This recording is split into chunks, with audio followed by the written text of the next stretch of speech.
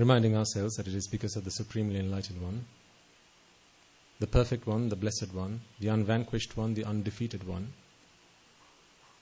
the Gautama, Supreme Buddha, that we have the gift of Dhamma today, to build within ourselves the conviction, confidence, and the energy and strength to defeat the armies of Mara,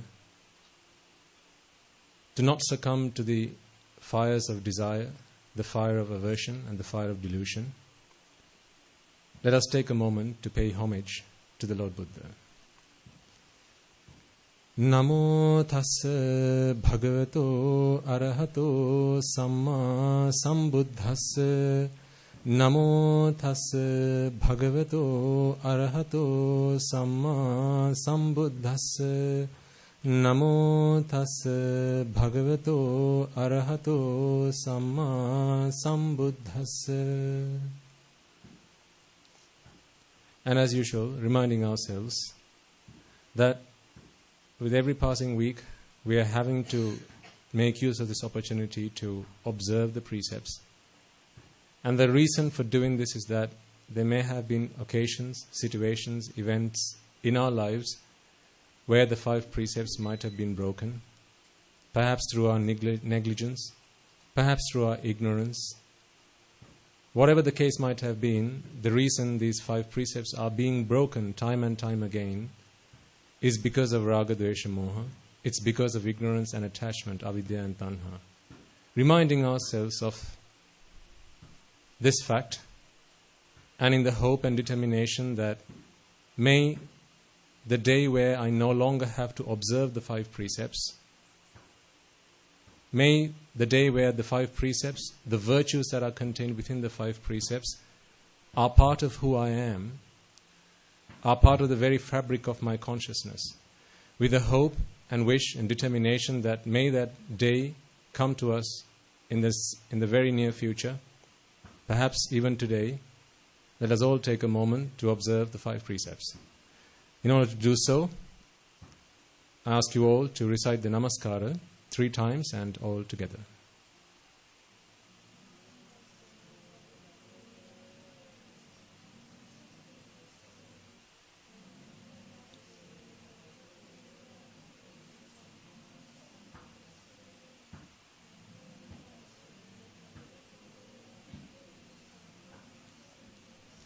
Buddhaṃ saraṇaṃ gacchāmi.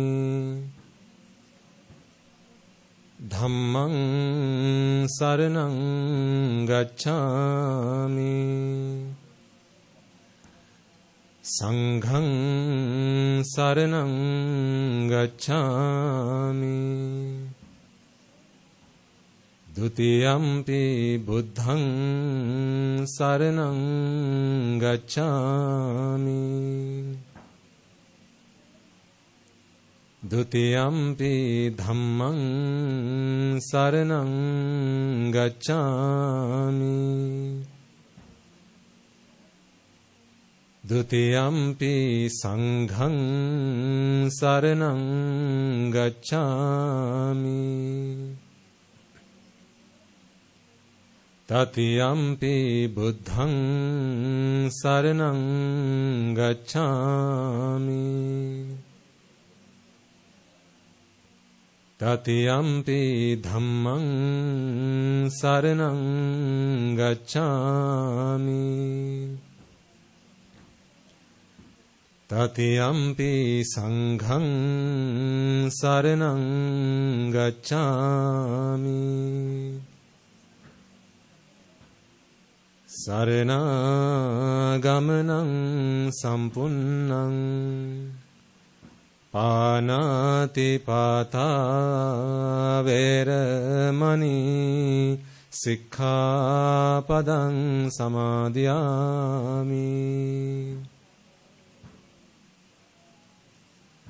Adinādāna veramani. Sikkhapadang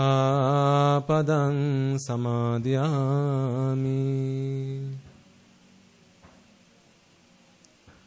Kāmesu micchāchārā veramani Sikkhapadang samadhiyami. Musavada veramani Sikkhapadang samadhiyami. Surameraya majjapama datthana veramani Sikkhapadang samadhiyami.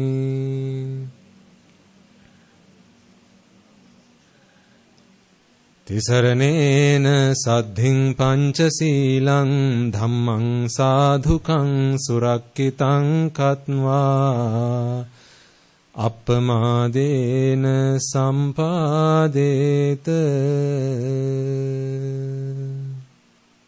Okay, you may now be seated.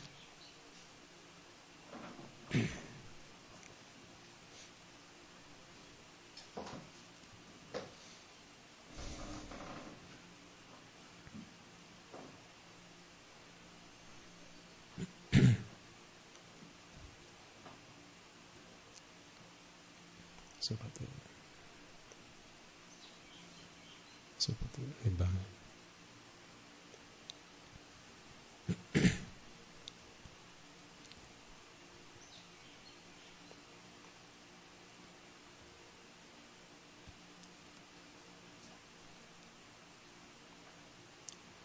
Most venerable members of the Mahasangha, members of the audience, before we commence, let us take a moment to invite all the devas, brahmas, spirits, demons and the dead, those sentient beings who may have helped us, supported us, assisted us in any way, shape or form throughout our infinitely long journey in samsara, a journey whose beginning we cannot see, a journey whose end, hopefully, we will be able to achieve in this very birth, thanks to the gift of Dhamma. But there are those beings who may have come to our help and support, those beings whose mercy we may have been to. Today, having received the gift of Dhamma, we are able to pay back what we owe.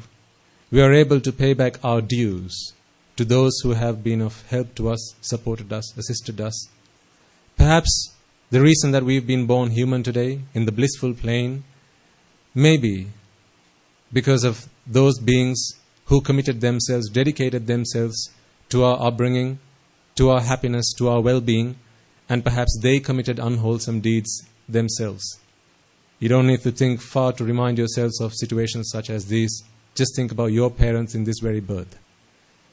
There is no one in this entire 31 realms of existence who has not been a mother to us, a father to us.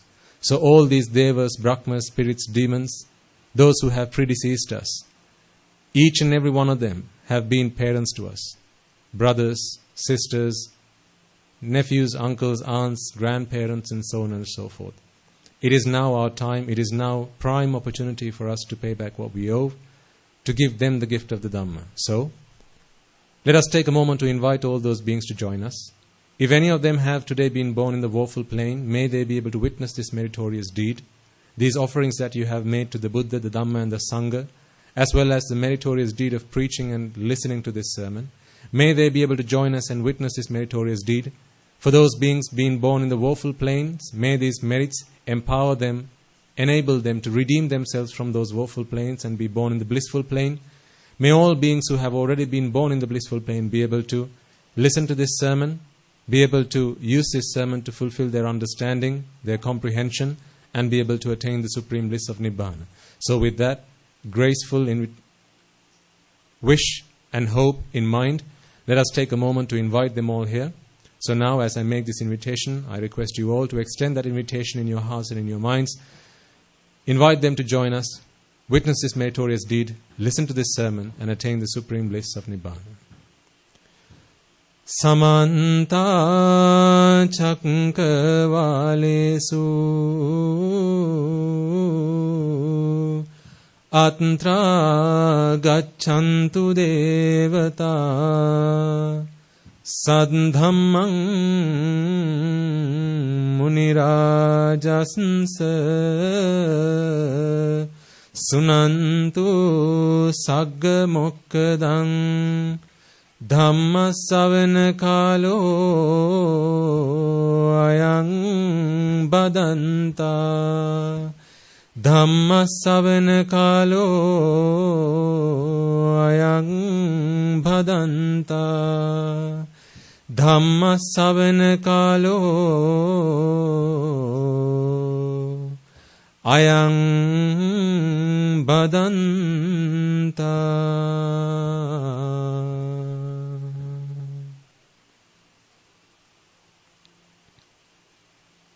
Before we commence, let us also remind ourselves that although today our lives have transformed beyond recognition, we may not be the people who we used to be, perhaps a few months, perhaps a few years ago. Perhaps we are not who perhaps we are not who we are today, who we were yesterday. This transformation in our lives is the result of the Dhamma touching our lives. It is through the association with moral and noble people. However, throughout our infinitely long journey in samsara, we have not always had the opportunity, the privilege to associate with noble and moral people.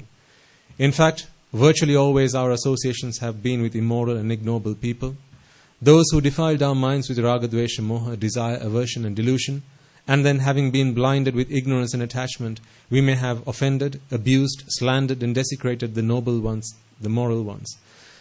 The Sambha Sambuddhas, the Pacceka Buddhas, the Arahata Buddhas, Anagami, Sakudagami, Sotapannas, be they on the path or having attained the fruits. For any actions, speech or thoughts of misdeed and abuse that we may have directed towards them, the demerit that we may have acquired, accrued as a result, may today block and hinder our progress in the Dhamma.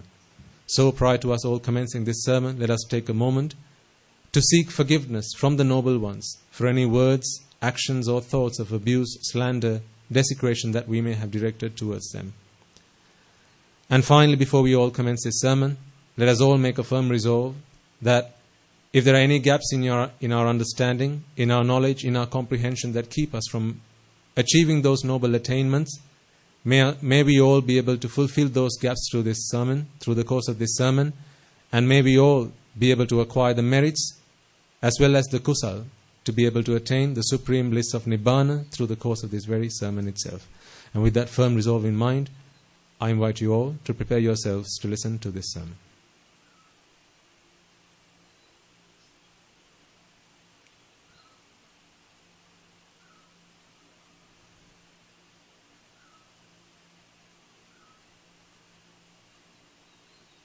Okay.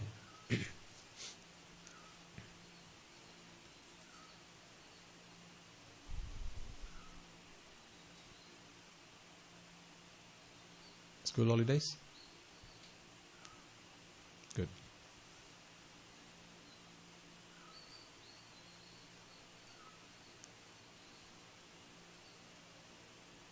My dad came over.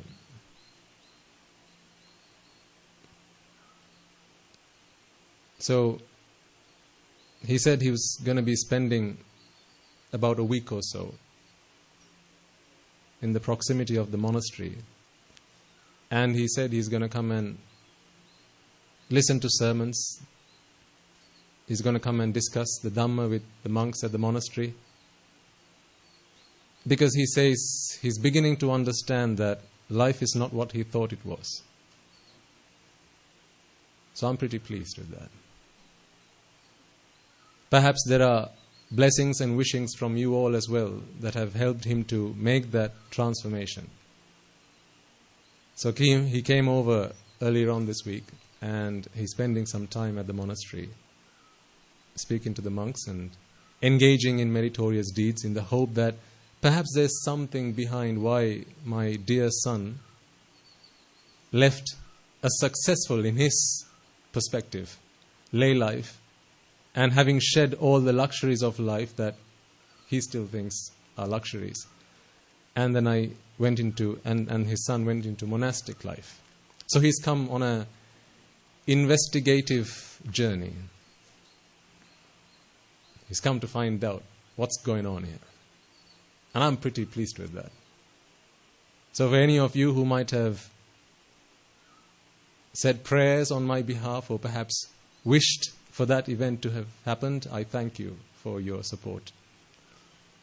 Because I do understand that, from my perspective, that's a miracle.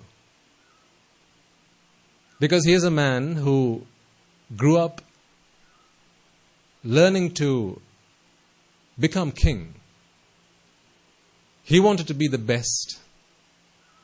He wanted to build an empire for himself. He had a tough upbringing, that is true. For starters, he wasn't brought up by his parents. He was his stepmother and step-parents that brought him up from a very young age. And he went through a lot of hardship to get to where he is today. So, in his perspective, life has been unkind to him, but his belief is that if you make a wish, if you are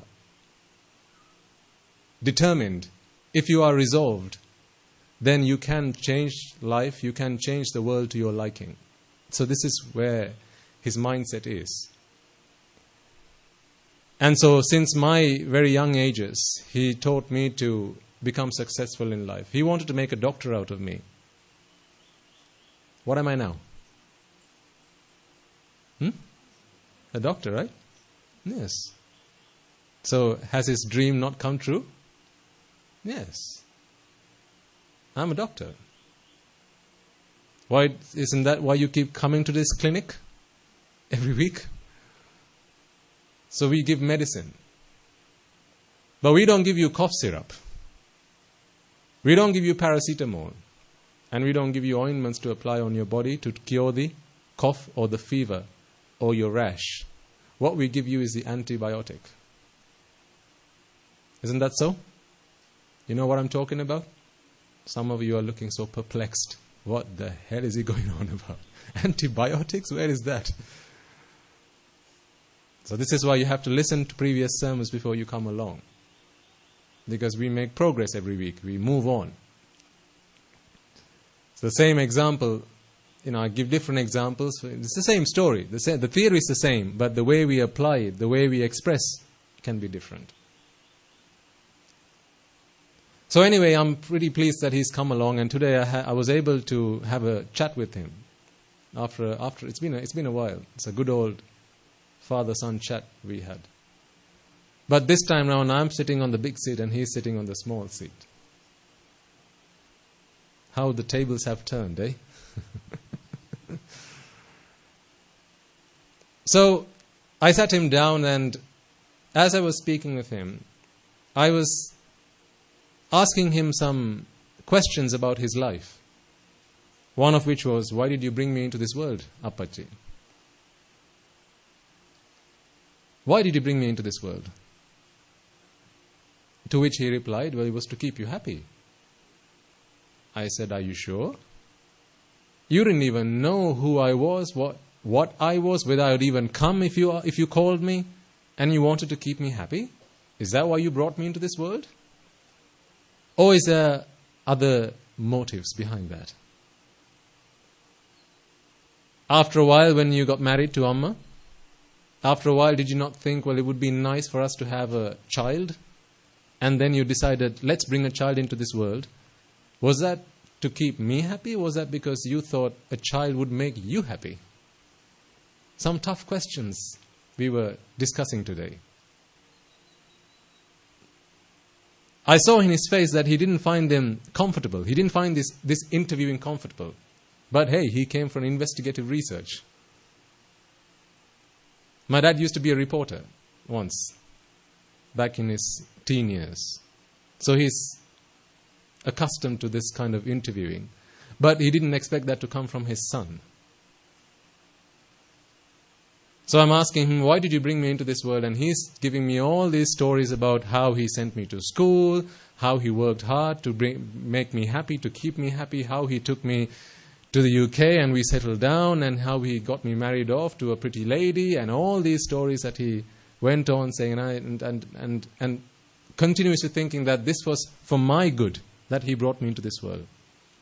So I asked the question, Appaji, now that I've come into this world, I had to go to school. I didn't want to. I never liked it, but I had to. I don't like doing a job. I don't like having to work. I like to be at home with you and Amma. But I had to go to school. I had to go to a job. And I had to. Not I wanted to. I had to. I had to build myself a house. Again, I had to. Not I wanted to. All these things I had to. What about growing old? Who here wants to grow old? Do we have a choice? No, there's no choice here. If you've come into this world, then you've got no choice but growing old. If you've come into this world, you've got no choice but falling ill. Sickness, disease, these things come to us. And if you've come into this world, you've got no choice but one day kicking your last bucket, ringing your last bell. All these things we have to do, we've got no choice. So I'm asking him, Appaji, what, because he's saying, old age is catching up on me, so I'm beginning to understand that life is full of suffering. I said, you haven't even begun to understand what suffering is all about. He said, but no, I do, Swami Master. See, I'm growing old now and I'm not as mobile as I used to be. I can't even climb the stairs at home. I need support for that. See, I'm suffering. Appaji, no, you haven't even begun to understand what suffering is. You think I became a monk because of that suffering? That's not the suffering I'm here to fix. Because seriously, if that is the suffering we are here to fix, then all we need to do is go and hang ourselves. If you go and hang yourself today, will you have to suffer old age from that point forward? Disease? Death? Well, one last time. You're only going to die once. Besides, he doesn't believe in rebirth anyway. But that's okay. And he says, so I asked him, why do you think I came and ordained? He says, well, because you want to stop rebirth. I said, you don't even believe in this stuff. Why are you even talking about it? I said, I'm not going to talk to you about one thing you don't believe in. Can we come to that agreement? Let's not talk about stuff that you don't believe in. So I asked him, why do you think I came and ordained? Well, because, you would like to go to the heavens, you want to stop going to the hells. Yeah, you're talking about next birth and hells and heavens. Have you seen heaven? Have you seen hell? No, why are you talking about it then? I'm not prepared to talk about anything you haven't seen, Appaji. Who here has seen hell? Put your hand up. Who here has seen heaven? None of us. Well, I certainly I haven't. And I know my dad hasn't. So why do we try to train ourselves? Why are we trying to come to a certain view based on something that we have to take by faith? There's no room for faith in Buddhist philosophy. It's conviction, which is Shraddha. Bhakti is faith. There's no room for faith in Buddhist philosophy because this is a science. When do we take science by faith? That's not the scientific method. What is the scientific method? First, you come up with a hypothesis. Then, you experiment. Then, you collect results. And then finally, you analyze and then come to a conclusion. You either prove your hypothesis or you reject your hypothesis or disprove your hypothesis. That is the scientific method. Now I tell you there's life after this. Okay, come on, prove it to me.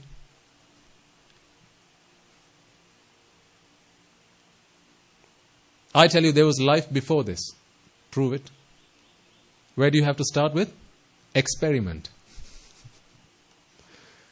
Who'd like to subject themselves to this experiment? That there is life after this. Who here wants to volunteer? This is not why I ordained. Remember, I came from a very materialistic background. So, I'm having this chat with Appaji. I'm saying, you know how you brought me up. Do you remember how you taught me never believe anything just because someone says so? Just because you read it in a book? Well, you brought me up like that, thankfully. So I never grew up accepting things just because someone said so. So with Appaji, I didn't ordain. I didn't begin to follow this Buddhist philosophy because of a next birth or a previous birth. That's not why I'm here. I'm talking about the here and now. I'm talking about this birth and why we suffer. And then I reminded him there are two ways we suffer. You know all this stuff. So I'm having a really basic chat with Appaji. But we've talked about this in the past. What are the two ways we suffer? Absolutely, Buddha. Physically and mentally. And again, I asked him the question. Think about all the things that you do right now to cure the physical ailments, the physical problem that you have, to fix the physical problem. What are they? Hunger, disease and illness, shelter, and clothing. Is there anything apart from these four that trouble you, that bother you physically? Is there? Come on, tell me, is there? No. Hunger and thirst and all that together. Then there is disease and illness. Then there is shelter, you need that to protect yourself from the elements and from insects and other animals and strangers and robbers and all these things. And then finally, clothing, once again, to protect yourself, keep you warm in the cold. So these four things. And I asked the question, Appaji, how do you currently acquire these four things? He said, well, I have to do a job. I work for it. And I said, well, what about me? How do you think I acquire these things? Well, you get them for free. I said, which one's the better way of living? Which one's the more fun way of living? Working hard for these things or getting them for free? If you had the choice, which would you pick? Absolutely. So I said, out of the two of us, forgetting the mental aspect, just talking about the physical, out of the two of us, who do you think is living a more fun life? Who do you think is living a more carefree life, an easygoing life? Is it you who has to wake up at 4 in the morning and having to bear the cold and the snow and having to dig a path so you can get to your car, so you can use your de-icer and defrost the snow and then get into the car and then drive to work and then get stuck on black ice and all those problems? Is it you or is it me? And all I have to do is come down to the Dharma hall, to the Dhanashala. And then there are supporters, our benefactors who come and offer meals to me. They worship me to come and accept their meal that they have brought to the monastery. I didn't earn this. I got this for free. This shelter, the hut that I live in, I got it for free. I didn't earn it. I didn't have to work hard for it. So, of the two of us, who do you think is living the better life? He says, come to think of it. I said, okay, so that's the physical aspect. 1-0. 1 for whom? Me. 0? Dad. So you got one more chance. That's the mental aspect. And again I ask him the question. Appaji, when did you earn enough money? When did you know that you'd earned enough money so that you have yourself 3 meals a day until you die, but enough food just to sate your hunger? When did you know that you had earned enough for that? And he said, well, about the age of 30, I think I had enough saved up such that if I stopped work at the age of 30, I had by that point earned enough money to feed myself. 3 meals square, 3 square meals.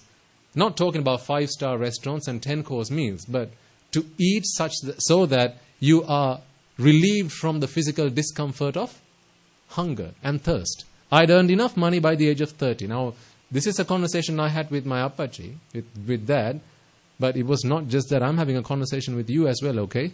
I'm not just relating a story. I want you to think. I'm not Katandarata. I'm relating this to you so you can think. Ask yourselves, when in my life had I earned enough money, enough of the resources, so that I had plenty, I had enough to put myself out of hunger? What age was that? Ask yourselves. At what age did you have a shelter, a roof over your head? Because how many beds can you sleep in at any given time? How many? How many bedrooms can you lay at any given time? 1. How many houses can you be in at any given time? 1. So if you have one house that has one bedroom that has one bed in it, is that not enough to treat the physical suffering? That's sufficient, right? That is pretty sufficient. Now ask yourselves, when did you have enough money such that you were able to build one house with one bedroom with one bed in it? Don't you think you had it fixed, you had it sorted by the age of 25, maybe 30? Just a shelter, that's all you need. One house, one bed, one bedroom, one bed. Because you can't sleep on 2 beds at any given time. How many bathrooms do you need? How many bathrooms can you go into at any given time? 1. So you had all that at a pretty young age, did you not? I would assume that most adults here, leaving the kids to a side, most adults here will have become self-sufficient by now.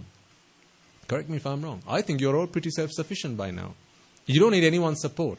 Provided you are happy to live within the means that you have earned for yourself today, you have a roof over your head and no one's going to take it until the day you die. It's yours to keep. Is it not the case? Until you die, it's yours to keep. You will have earned enough money, even if you rent, you will have earned enough money to pay rent until the day you die. 3 square meals to put you out of hunger. What about clothing? Do you not have enough clothes in your wardrobe today to dress till the day you die and even go your last journey to the funeral? Have you not earned yourself enough clothes? How many pairs of shoes can you wear at any given time? How many pairs of shoes do you have in your wardrobe? Yeah, don't answer that.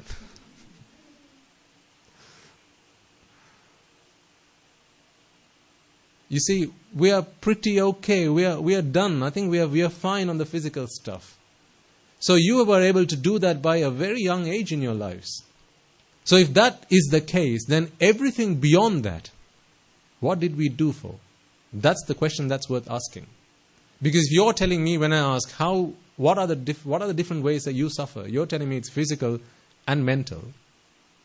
And if you've sorted the physical problem by the age of 25, 30, 35, let's say 40, just to be on the safe side, by the age of 40, okay, let's give you a 10 more, 50. I'm being pretty generous here. I think so.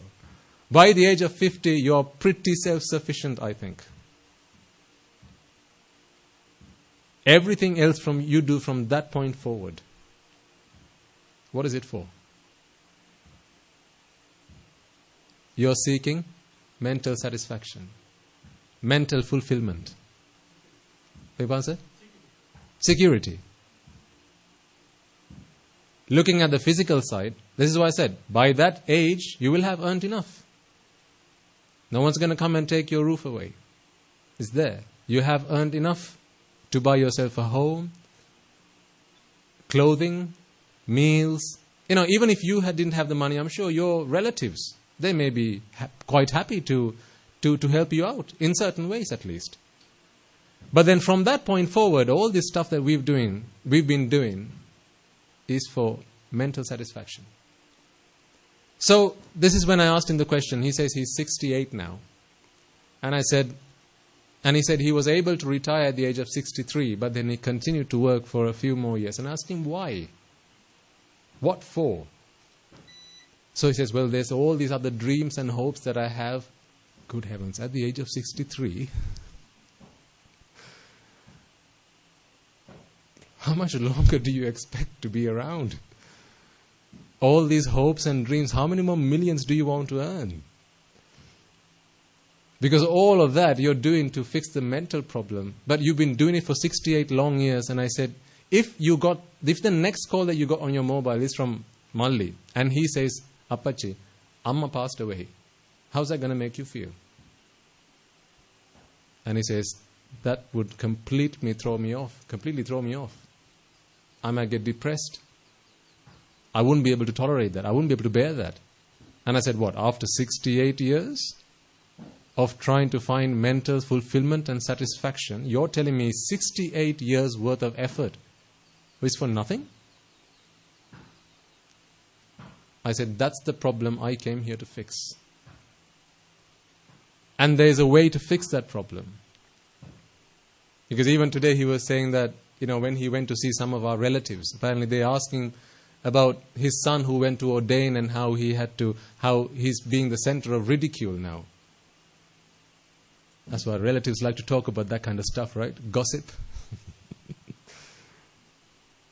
They like to talk to him about how they advised against giving his son to the Sambuddha Shasana. And how despite their warnings he went and ordained, and now he has to go in front of the Mahanayakas, the Anunayakas, and ask them to forgive him, and how people are abusing him, and how people are finding fault with him and ridiculing him. And he says, see, we told you not to do that. See what's happened. You shouldn't have done that. You should have taken our advice. And he says sometimes when he hears people say like that, he feels pretty bad. That makes him upset. So I sat him down and I asked him, what I asked him is, why do you outsource your happiness? This is the question I asked him. You know what outsourcing is? Do you know what outsourcing is, Buddha? Outsourcing is when you get someone else to do something on your behalf. So, for example, if you have a company that produces, let's say, toothpaste. I don't know, that's the first thing that came to mind. I don't know why, it just came to mind. Let's say you're a company and you manufacture toothpaste. Now, there's a tube into which you put the toothpaste, right?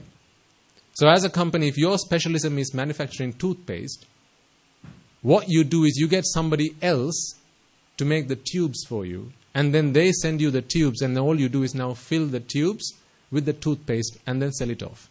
So now that company that supplies you with the tube, there you've just outsourced that part of your process. So that's outsourcing. Get it? Okay.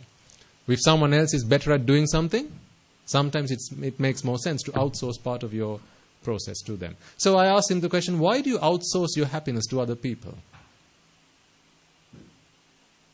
Why do you make other people responsible for your happiness?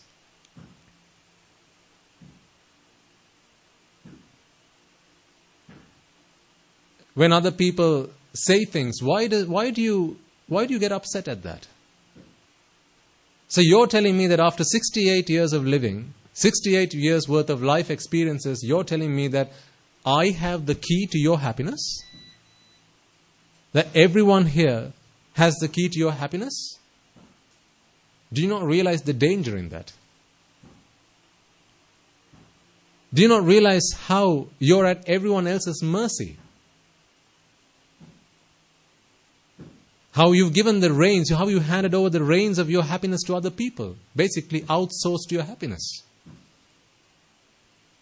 And then I said, Appaji, there's a way. There is one way in this world. There is a way. Believe me, because I've found that way. There is a way in this world. There's a technique. There's a scientific way in this world whereby you can become the master of your happiness. You can become independent. Your happiness does not have to depend on somebody else or something else. Would you like to find that out or not? Simple. It's a very binary question. Would you like to find out how to become independent? How to become the master of your own happiness? How your happiness does not have to depend on somebody else? Would you like to find that out? He says, yes, I would like to find that out. I said, so did I. And I reminded him the story about how Amma first told me that Amma and Appaji were going to die one day. I think I've related the story to you in the past. I was a very young child, and how when I first heard that Amma was going to die, I cried all night long. Because I couldn't bear the shock. What? Amma's going to die one day? That's when I learned what death was. And I reminded him, do you remember that day? And again, I asked him as well the same question I asked from Amma. Appaji, one day you're going to die. That's going to make me feel pretty sad. So I ask you, do one of these two things. Either teach me how to not be upset, not be sad when you die, or don't die. Or don't die. Because you brought me into this world, you say, for my happiness. Well, then why don't you do everything you can for my happiness? And at that point, he failed. He said, Swaminathan, I can't do either of those two things. This is when I said, again, Appachi, that's why I came to ordain. Because there is a way you can do that. And I said to his face, I want there to be, I know that there will be a day whereby if someone comes and stabs you, someone shoots you in the head, you go and hang yourself. I'm not going to cry. I'm not going to be upset. I might advise you, don't do that, it's not worth it. But I'm not going to say, don't do that because it's going to make me feel pretty sad. That day is coming.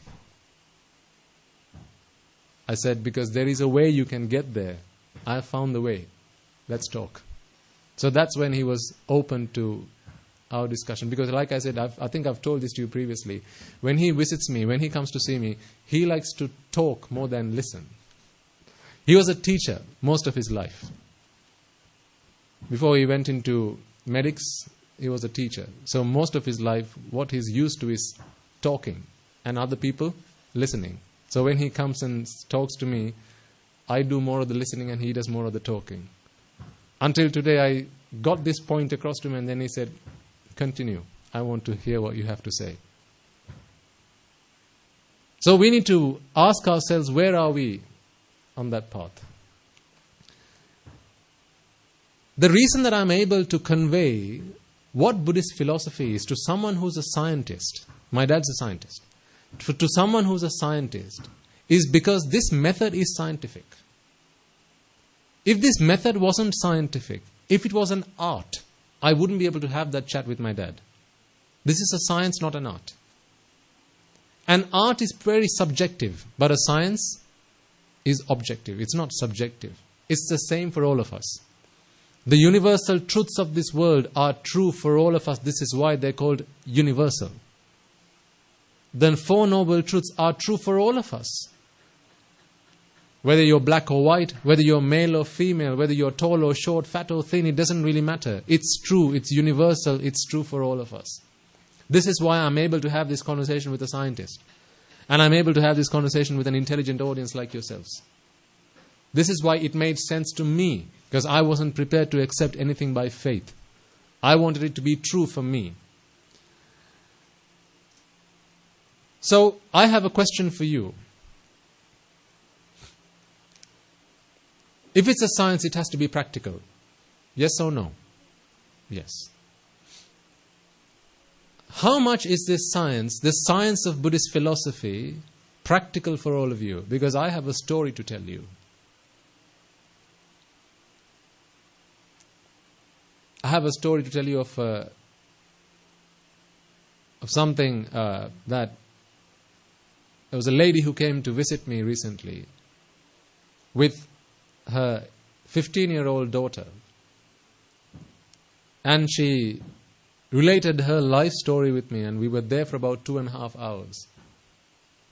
I did again more listening and talking, but this time round it was because it was worth listening to. Not because she wasn't prepared to what I had to say. I wanted to listen to every word she had to say. But I want to ask you first, how are you practically applying this into your lives? How practical are you finding this teaching? Are you finding yourself failing at the obstacles that life comes in your way? Are you still getting angry when people say things? Are you still feeling upset if someone pulls their car in front of you? Do you still have a bad day? You know, they call them bad hair days. I learned that in the UK. People have a bad hair day. It's a day when you can't even bother to brush your hair because everything's just going wrong.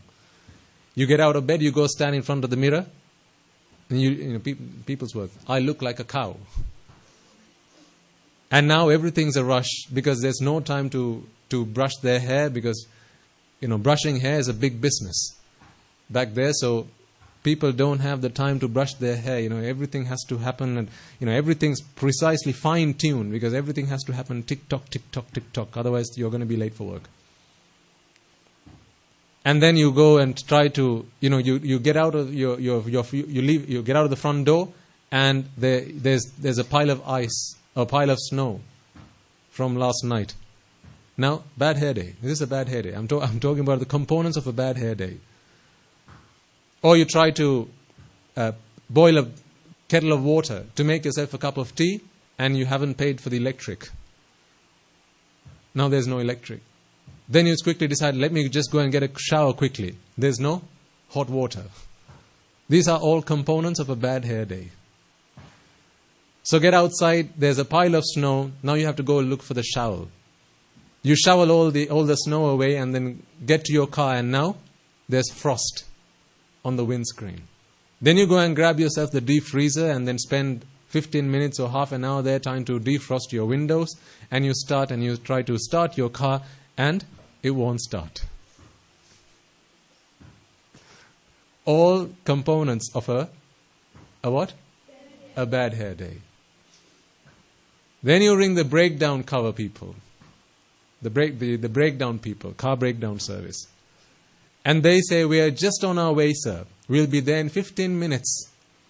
15 minutes later, you ring them again and they say, I'm still stuck on the M25. There's a massive breakdown. There's a massive accident and we can't get there. It's going to take at least another 45 minutes. Components of a bad hair day. So now you decide, you know what? I'm going to find out what's wrong with the car and I'm going to fix it myself. You open the bonnet and you brought the bonnet up, and now you're looking at the engine, look to see what's going wrong, and then you put your hand into something and then immediately there's engine oil all over your hands. All components of a bad hair day. And you say, oh, what have I done? I shouldn't have done this.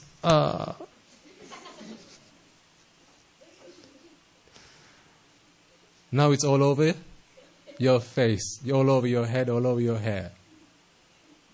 Now you have to go back into your bathroom, into your washroom to wash yourself, and it's freezing. No hot water. All components of a bad hair day. I'm asking you, did you have a bad hair day last week? How do you face a bad hair day? Now, we see what happened just before we started the sermon. One aspect, one element of a bad hair day. How do you face a bad hair day? Yes. So it fell down, right, before we started? Sorry, it fell down before we started. Components of a bad hair day. And then somehow you fix the car and then you get the car out of the driveway. And then you try to get to work, you're on the main road, and then someone pulls up in front of you, and guess what? They have a breakdown in front of your car. Bad hair day. 10 minutes into your journey, you see a red light coming up on the fuel indicator. You forgot to fuel up the previous night. Bad hair day. Your journey to work involves stopping your car at the train car park and then running to catch the train. Because you're a few minutes late already, you know that you're already late for the train, so you park your car as soon as you possibly can, and then you quickly run to the train, forgetting to buy yourself a parking ticket. A bad hair day component awaits you when you come back to the car park. Those lovely yellow stickers. All components of a bad hair day. You run to the train. And as you run to oh my God, the times I've done this. You can see the train doors are open. And you think you can make it. You're on the stairs, you run like Flash, yes. As quickly as you can, as fast as your poor legs can carry you. Sometimes bumping into other people and them swearing at you. You can fill in the other word. And then as you run to the train, the there's the announcement, please mind the doors. These doors are now shutting, please mind the doors. And the doors shut. Just as you approached, just as you were trying to put your foot through the gap, you've missed that train. Bad hair day. See, these things happen to all of us. If not in the course of one day, these things can happen over many days. All components of a bad hair day. But the question is, how do you face these situations? Do you curse the world? Do you curse the train? Do you curse the person that broke down in front of you? Do you curse your car that didn't start, or your son who forgot to switch on the water heater the last night after he had a shower, and that's why you've run out of hot water? Do you curse the world when things aren't going in your favor? Because yes, there's the aspect of the physical discomfort. But if those things get you angry, if you become agitated and annoyed and frustrated and start losing your mind, then there's a bigger problem.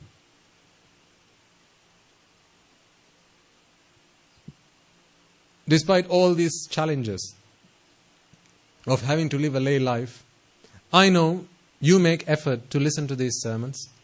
You come along to sermons and you find the time to listen to them again and again. But going on this path in the Dhamma is not easy, is it? It's really difficult, isn't it? It's pretty difficult, right? Is it not difficult?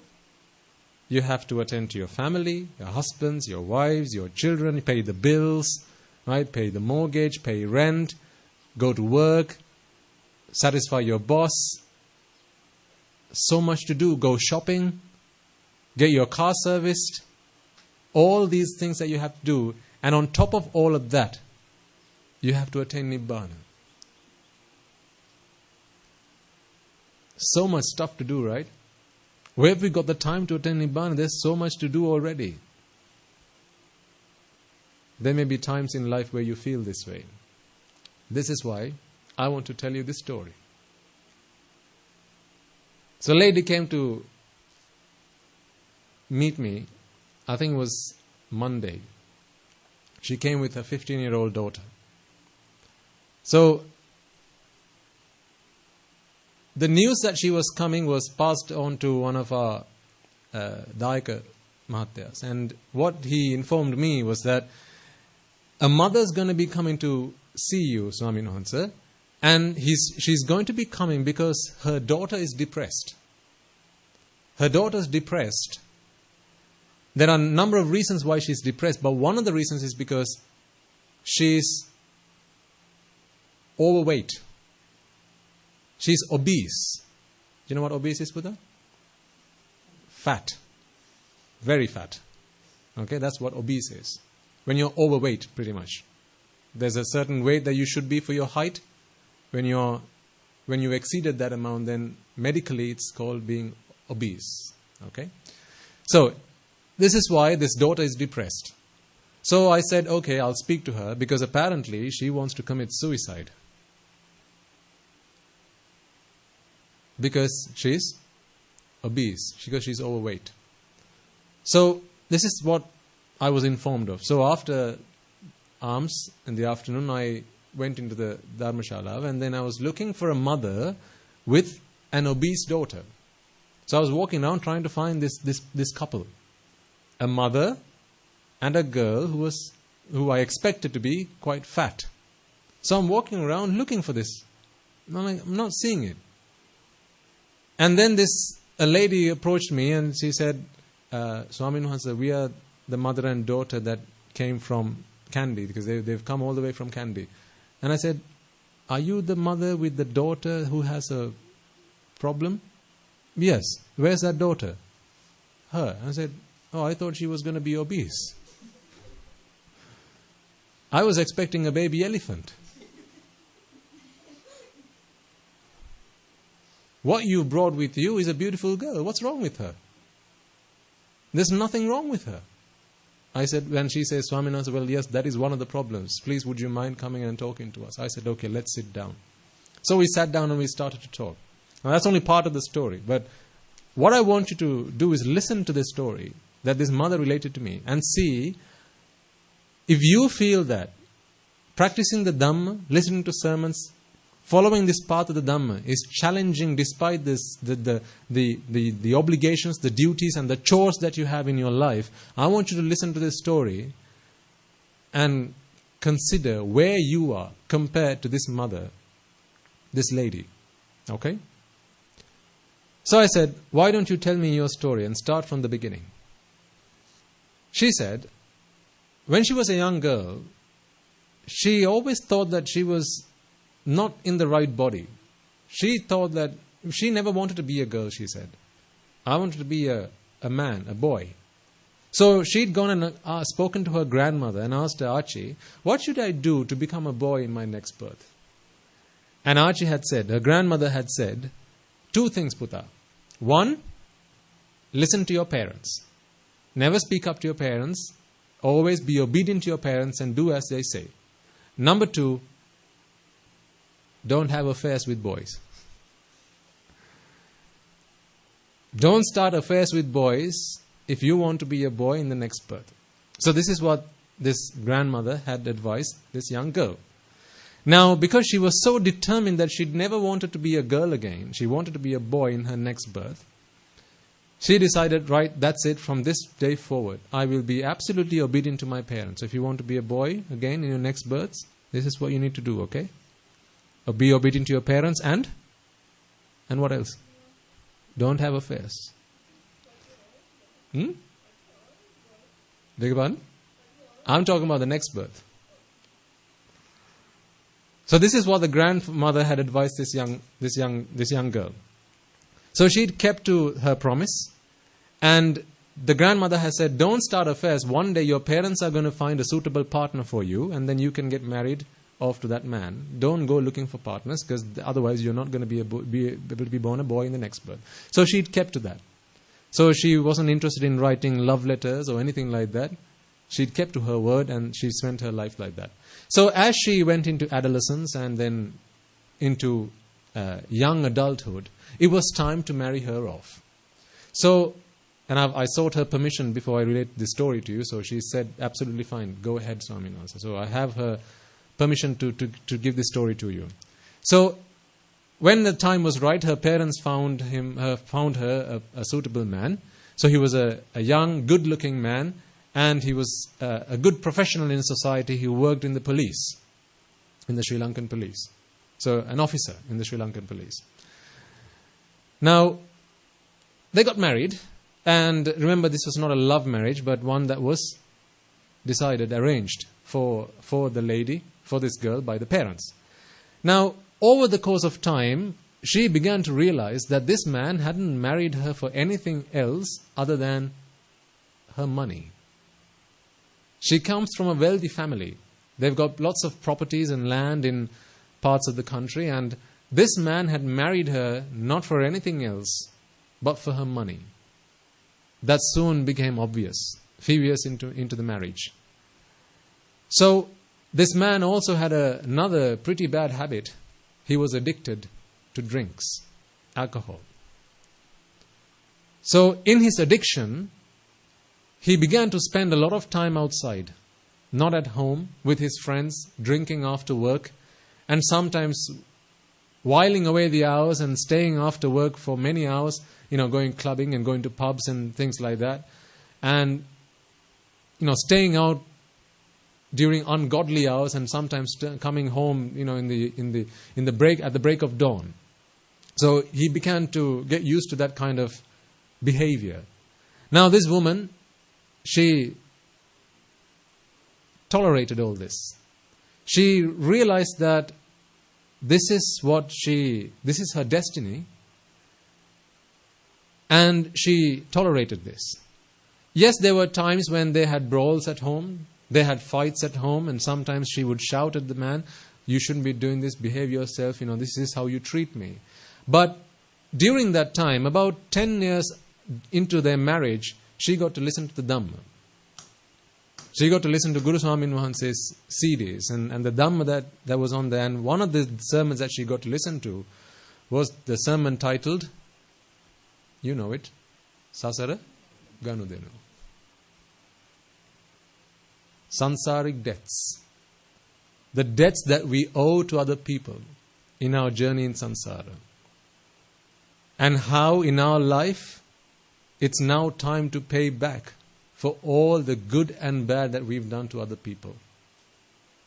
So she got to listen to that sermon, and then from that day forward, she decided, no, I will be the better person. Whatever you throw at me, I will accept it. I'm not going to fight back. I'm not going to say a word to you. I'm not going to speak up to you. If you want to drink, I will help you to recover yourself when you have a hangover. I'll help you with that, but I'm not going to speak up to you. But through his addiction, he wanted this lady to start to sell her lands to feed what? This drinking habit. Because the money that they had in real cash began to run out pretty soon because of his drinking habit. And now this man wanted this woman to start selling all her properties. So one by one, the lands that they owned, they began to sell. And all the money that they earned, the most of it, this got into this man's hands. You know, he was pretty adamant at home. You're my wife, I am your husband, and it's you have to look after me. All this property, it belongs to both of us now. It's not just yours. Maybe that you brought it when you got married to me, but now it's our property. So I have every right that you do. So now he's feeding his drinking habit by selling off her lands. This continued again for several years, until all their land was sold except for the only land that she has still to her name, and that is the land on which there's a house in which she lives. This is all now she has left. Everything else has been sold off, and the money spent on feeding this man's drinking habit. Now, if you thought that was bad enough, this man became quite aggressive. Something that drinking does to most people. It made him pretty aggressive. Sometimes she says, when we go shopping, sometimes in the market, at the market, if he decides that I want to buy something at the market, and he would ask me for money, come on, give me money, I want to buy this. And she would say, sorry, Mahatya. This is how she addresses her husband. Mahatya. Ape Mahatya. In English, that would mean something like, yes, dear, my dear, or something like that. So very lovingly, not in a harsh way, in a very loving and caring manner. Ape Mahatya salli ne. We don't have any more money. You know what he would do? In the middle of the street, in the middle of the market, he would hit her. He would hit her. Shout at her. Scream at the top of his voice. Swearing at her. Using all kinds of harsh words. Reminding her of her parents. You daughter of a... You can fill in the rest. This is how he would shout at her in the middle of the street in the presence of many hundreds and thousands of other people, onlookers just watching, mesmerized by what's going on. But it's not her who lifted her voice to say one word. Why? Sasara Ganudenu. She realizes all of this are dues that I owe you, my dear husband. So I will tolerate everything you have to say to me. And she did so. The abuse didn't stop outside. If that was how much abuse she had to bear on the outside, imagine what the abuse was like at home. Imagine what the domestic violence, the domestic abuse was like. And women, if you think your husband's raising your voice is pretty serious, put this into perspective. Husbands, if you think your wife shouldn't have spoken to you like that, put this into perspective. Children, if you think your parents shouting at you is pretty mean, they shouldn't have done that, put this into perspective. See where you are. This is why I said, the Dhamma has to be practical. This is how you check where you are on the Dhamma. Not by how much you know. That's nothing. How much you know means nothing. Absolutely nothing. You may be able to recite the Paticca from top to bottom and from bottom to top in reverse order. Means nothing. You may have by-hearted the entire Tripitaka. Means nothing. You have not taken a modicum of what the Dhamma is. The Dhamma has to be practical. In the face of vicissitudes of life, when such problems come in your way, how do you face them? Because what is Nibbana? Ragakya, Dveshakya, Mohakya. It's the extinguishing of desire, aversion and delusion. That is the acid test of Nibbana. If in the face of the world, you feel the fire of desire burning your heart, you have failed the test of Nibbana.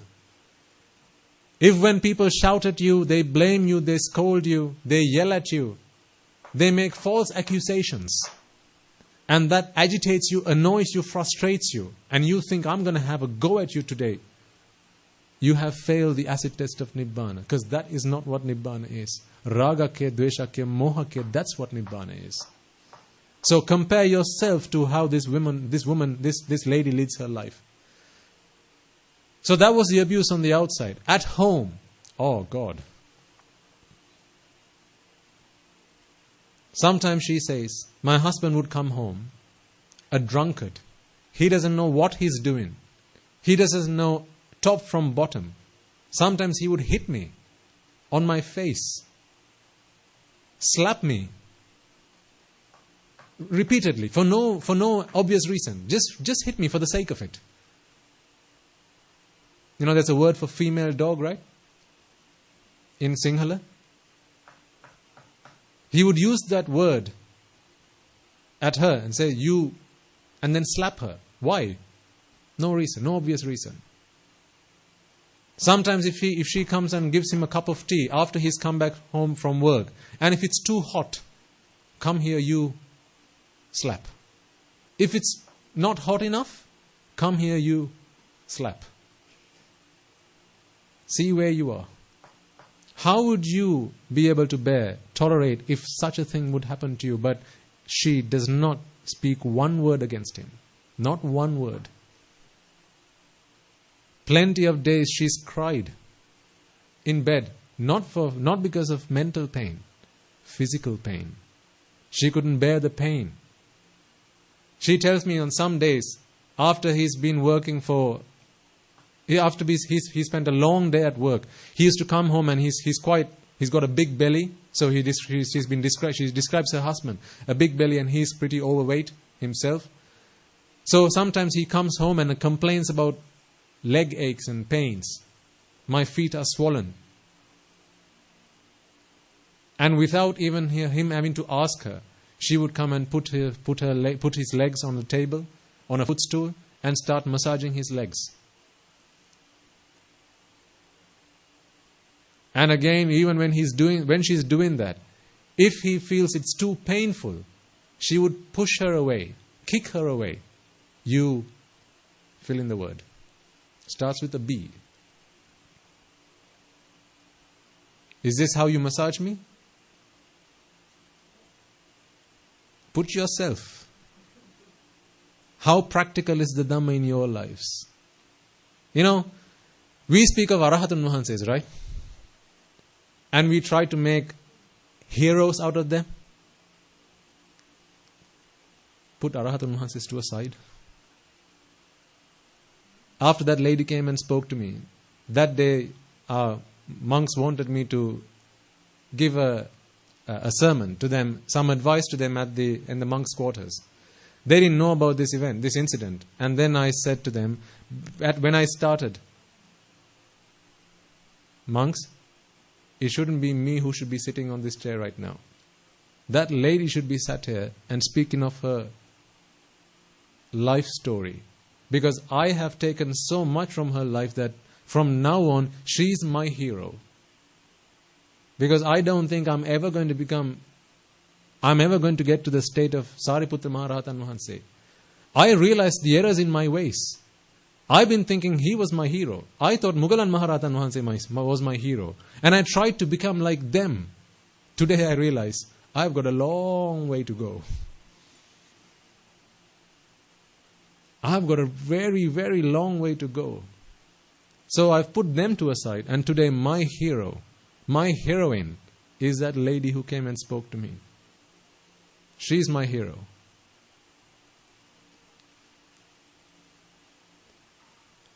A few years after the marriage, after they started living together, they have a child, a baby boy. This child grows up seeing domestic violence at home. Parents, this is why you have to be very careful. Your children observe you and they take lessons from you. So don't tell your children off one day if they resort to domestic violence. If they learn that violence is how you beget violence, don't shout at them. Don't blame them. Your fault. Because that's what you taught them. This is why I say, parents, always be an example to your children. Never let rifts run long at home. If the husband and the wife have an argument, take it to the bedroom. Don't let your children see it. Because they then grow up thinking, this is how you have to resolve issues. You shout. You have a fight. That's how you sort problems out.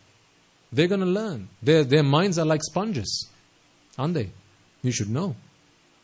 They'll absorb everything they see, everything they hear, like a sponge. So be very careful. So anyway, this child grows up in a home where all he sees day and night is domestic violence. His dad turning up after work like a drunkard. Well, not like a drunkard, and then hitting his mum. He sees his mum crying. And before long, he starts to get pretty angry about this. He doesn't like this.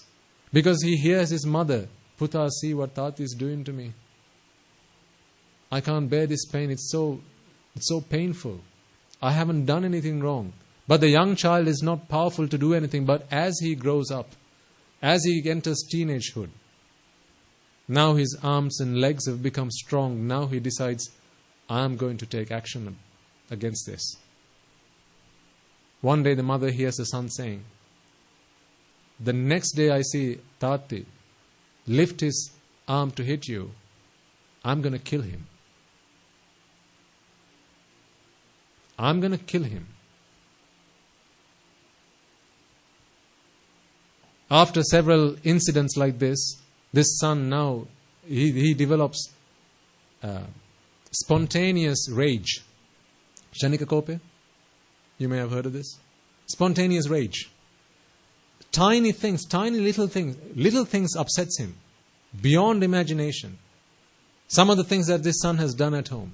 He's crashed the fish tank. He lifts it up and he throws it at the father. He's cut himself. These are things that this mother has to bear. So you need to put yourself in the shoes of this mother. The things that this child has done, try to do to himself and the father. So when the father comes home and shouts at the mother, what he does is he picks up a cricket bat and he comes running to the father. If you think that's bad, some days he runs to the kitchen and picks up the knife and comes running to the father. Says, let me at him. I'm going to stab him right now. It's the mother who's holding this son back. The mother standing between the father and the son, holding them two apart. While the father's kicking the mother, she's holding the son from attacking him. Because he realizes one stab of the knife, and where is he going to end up? But that's not the only reason. Because you think, hey, what a great mother, right? That's not the only reason. When the fight comes to an end, the mother takes the son to a side and says, Puta, I will not tolerate you saying anything to Tati. That is my husband. This is the man who works hard day and night. He's the breadwinner of our family. It's because of him that we get to eat 3 square meals every day. I will not tolerate you or anybody lifting a hand against him, saying one word against him. It was He who married me and looked after me and took care of me for all these years. Now put yourself in that situation. Can you begin to imagine, ladies and gentlemen, the kind of person this woman is, this lady is? What kind of mentality that is? Puta, I will not tolerate that. Don't you ever say anything to Tati. I don't like the way you use harsh words when you speak to him. Stop it. Because he is my husband. You have no right to speak to him like that. If you want to do so, get out of my house. You will not speak to my husband like that. Gratitude. Last week we spoke about gratitude, right? And how a lot of people complain. This guy is not nice to me. He is not good to me. She is not doing good by me. Look at this mother. Look at this wife. Despite all the attacks, all the abuse, what is she saying? You will not say one word to my husband. Because it's because of him I am today a married woman. It's because of him you have come into this world. It is because of him we are able to feed our hunger. See what great qualities there are. What great people there are in this world. How are you? What are you like? If that is not practical application of the Dhamma, tell me what is. And I haven't even still told you half the story.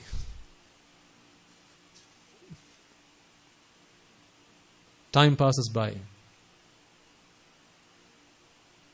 They give birth, the mother gives birth to another child. This time it's a daughter. This daughter again grows up observing what goes on at home. Abuse, father abusing the mother, and the son, her brother, getting angry, rage, and how he crashes everything. He destroys the house, topples the whole house upside down, throwing things on the floor, breaking windows, breaking furniture up. This is what he does when he gets angry. This anger has got to such a state that he's now being given treatment. He needs treatment to bring down to reduce the rage when he feels it.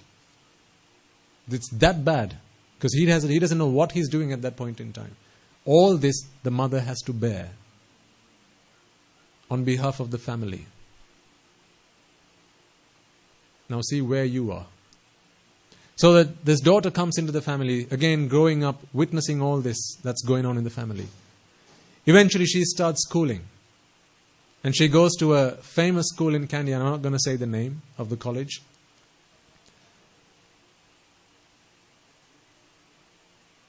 She enters school in grade 1. So from grade 1 on, she's in this school. 5 years later, when she's in grade 5, the problems at home have worsened, and she can't do her studies, she can't do any of her work, there's no mental happiness at home anymore. She can't be at peace at home. So she requests her parents to put her into a boarding school. So there's boarding facilities at the school. Now, apparently at the school, the students who've been going to the school from grade 1, they run the school. But students who've come from scholarship exam, from grade 5, they run the boarding school. So, they are the boss there. At school, it's those children who've come from grade 1. But at boarding school, or where they take boarding facilities, there in those quarters, so that's where she would spend her time after school hours. It's the children who've come to school from grade 5 scholarship exams. Now, because she went to school from grade 1, apparently at that school, when in the boarding halls, they abused those children who've come from grade 1.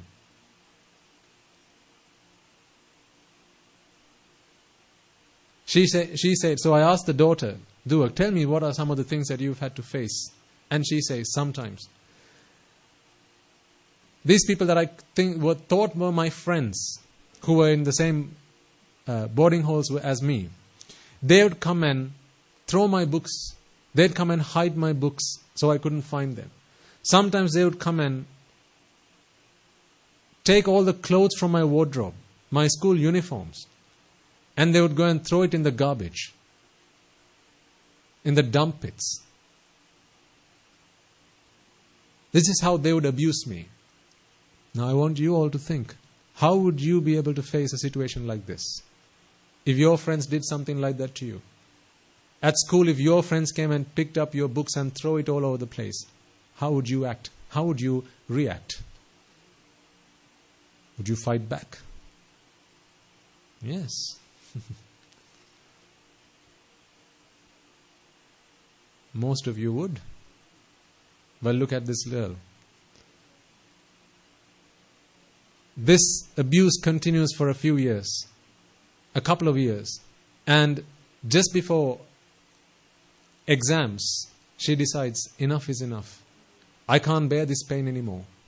I can't be at home because it's a hellhole there, and I can't be at school, in boarding school, because it's a hellhole here as well. So there's only one way to put a stop to this suffering. What does she decide to do? Suicide. Grade 9. So one day, in her room, she gets onto the sideboard of the bed, and using the mosquito net and the rope that is attached to it to tie to the ceiling, she puts a noose around her neck, and she makes a decision. She is determined now, I'm going to put my life to an end. She jumps with the noose around her neck.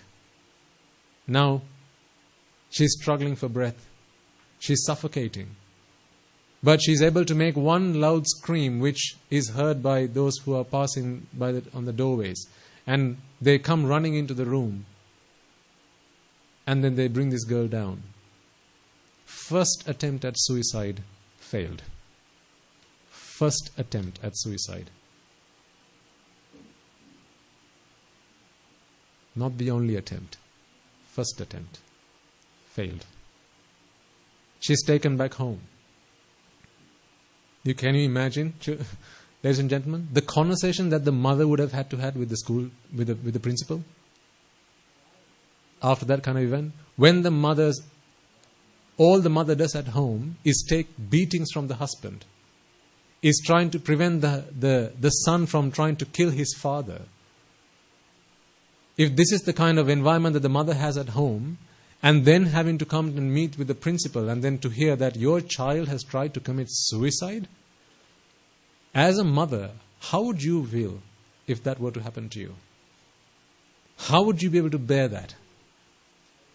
Gentlemen, as a father, how would you be able to bear that? Beatings at home, attempted murder at home, and attempted suicide at your child's school. Can you imagine the state of mind this mother must be in at that time? When these events were unfolding in her life, one after the other, non-stop. Like a man being taken to the gallows and being whipped, one after the other, non-stop, whip after whip. Non-stop, these things are happening in this woman's life. When she's relating this story, now she took about an hour to tell me this part of it. And I'm observing her and I'm looking at her thinking, now she's going to cry. Now she's going to cry. You know what? Because when people relate stories, they feel sorry for themselves, right? When you tell your friends about a tough time, a bad time, a hard time you've had, usually that you break up into tears, don't you? So I'm expecting her to break up into tears. Nothing. All I can see is a smile on her face. So that was the first attempt at suicide at school. The child is taken home. A few months pass. This brother has become even more ferocious. He's become even more violent. And one fine day, some kind of problem happens at home. The brother's really mad now. And what he does is, he kicks the sister. She goes running into her bedroom. The mother's now trying to put out the problem, to put out the fire that's taking place in the living room where the son is trying to kill the father. And just as soon as she sorted that problem, she goes looking for the daughter just to see if she's hurt. And what does the mother see when she goes into the daughter's bedroom? Another noose around her neck. Can you imagine? A noose is what you put around your neck to hang. It's a rope. So you tie it around, you put it around your neck, and you put it. Don't do this at home. Caution, disclaimer, don't try this at home. So a noose is something you use to commit suicide. Do you know what suicide is? Taking your own life. So this is what the mother sees as she walks into the daughter's bedroom. And I'm waiting for the mother to tell me what she did next. And she tells me, she said, Swamin Wahanse, I walked up to my daughter, very calmly, collected, not disturbed. And she spoke to her daughter, Puta, what are you doing? Come on, let me take that noose from around your neck. What are you trying to do? What a foolish thing this is to do. She is not screaming, she is not yelling, she is not crying, she is not pulling her hairs out. I asked her, how were you able to do that? She says, well, we're all going to die one day, Swamin Wahanse. We're all going to die one day. I can't stop her from dying. She's going to die someday. All I need to do is prepare myself for her death. I know that she has great potential. That one day, just like me, she will walk the path of Dhamma. And one day she will be able to realize this Dhamma. So there's a lot of use that can be made out of this life. So I realize that it's a waste of life here. But I'm not angry, I'm not sad, I'm not crying that it's my daughter who's trying to hang herself. She's just another person that's come into my life. That's all. She tells me, if I cried, if that made me lose my mind, what have I taken from the Dhamma, Swamin Wahanse? She says, if I was angry, if I was upset, if I started crying at that point in time, I would have been the greatest insult to the Dhamma. That would have been the greatest insult to Guru Swamin Wahanse. I am not prepared to do that. Here's a mother who's talking about a daughter who's just tried to commit suicide. If you find your children in that state, parents, how would you feel today? Would you have the courage to be a woman like that? To be the mother like that? This is why I say, put Arahatun Wahanse to a side. No longer is Sariputra Maharatan Wahanse my hero, because I can't reach that. She's my hero. Wow. Simply amazing. How can a man get to that state of mind where you can go and witness your daughter's attempted suicide and not be flustered by it? Not lose your mind at that situation? So she helps the daughter down, gets her to sit down, asks her, Puta, can I get you a cup of tea or perhaps a water just to make you feel comfortable? Why didn't you take a rest? I'll come back and talk to you later. Don't do these silly things. It's useless, pointless.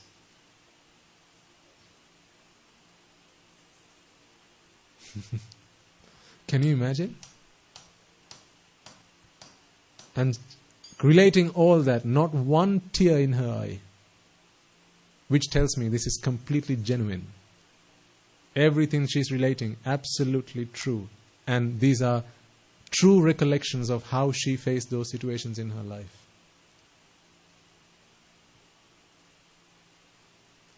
So, one of the other reasons why the daughter tried to commit suicide at school was because her friends used to say, "You're fat." Apparently one day a teacher had said, "Putha, you shouldn't eat like this, okay? Because you're gonna grow fat, and no one's gonna marry you one day." Teacher. This is a teacher trying to instill confidence in the child. Putha, don't eat like that. One day, no man is going to want to marry you. Now you think your children are safe at school?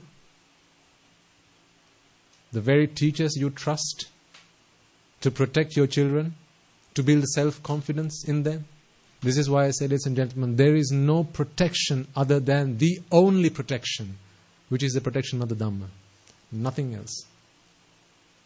Nothing else. Do you remember Ahinsaka's teacher? How his mind was corrupted after Ahinsaka's friends went and said rumors about him with his teacher. See? Because all of this is drushti. All these drushti, views, distorted views. And all that is required for someone to direct their course of action in life from this point forward is the view, that drushti, to settle in their minds. That's all. That was the other reason why this child wanted to commit suicide. Because the teacher had said, "Look at you, Putha. If you're going to eat like this, one day you're going to be like a baby elephant, then no one's going to get married to you. You're not going to be able to have children. Is that the kind of life you want to lead?"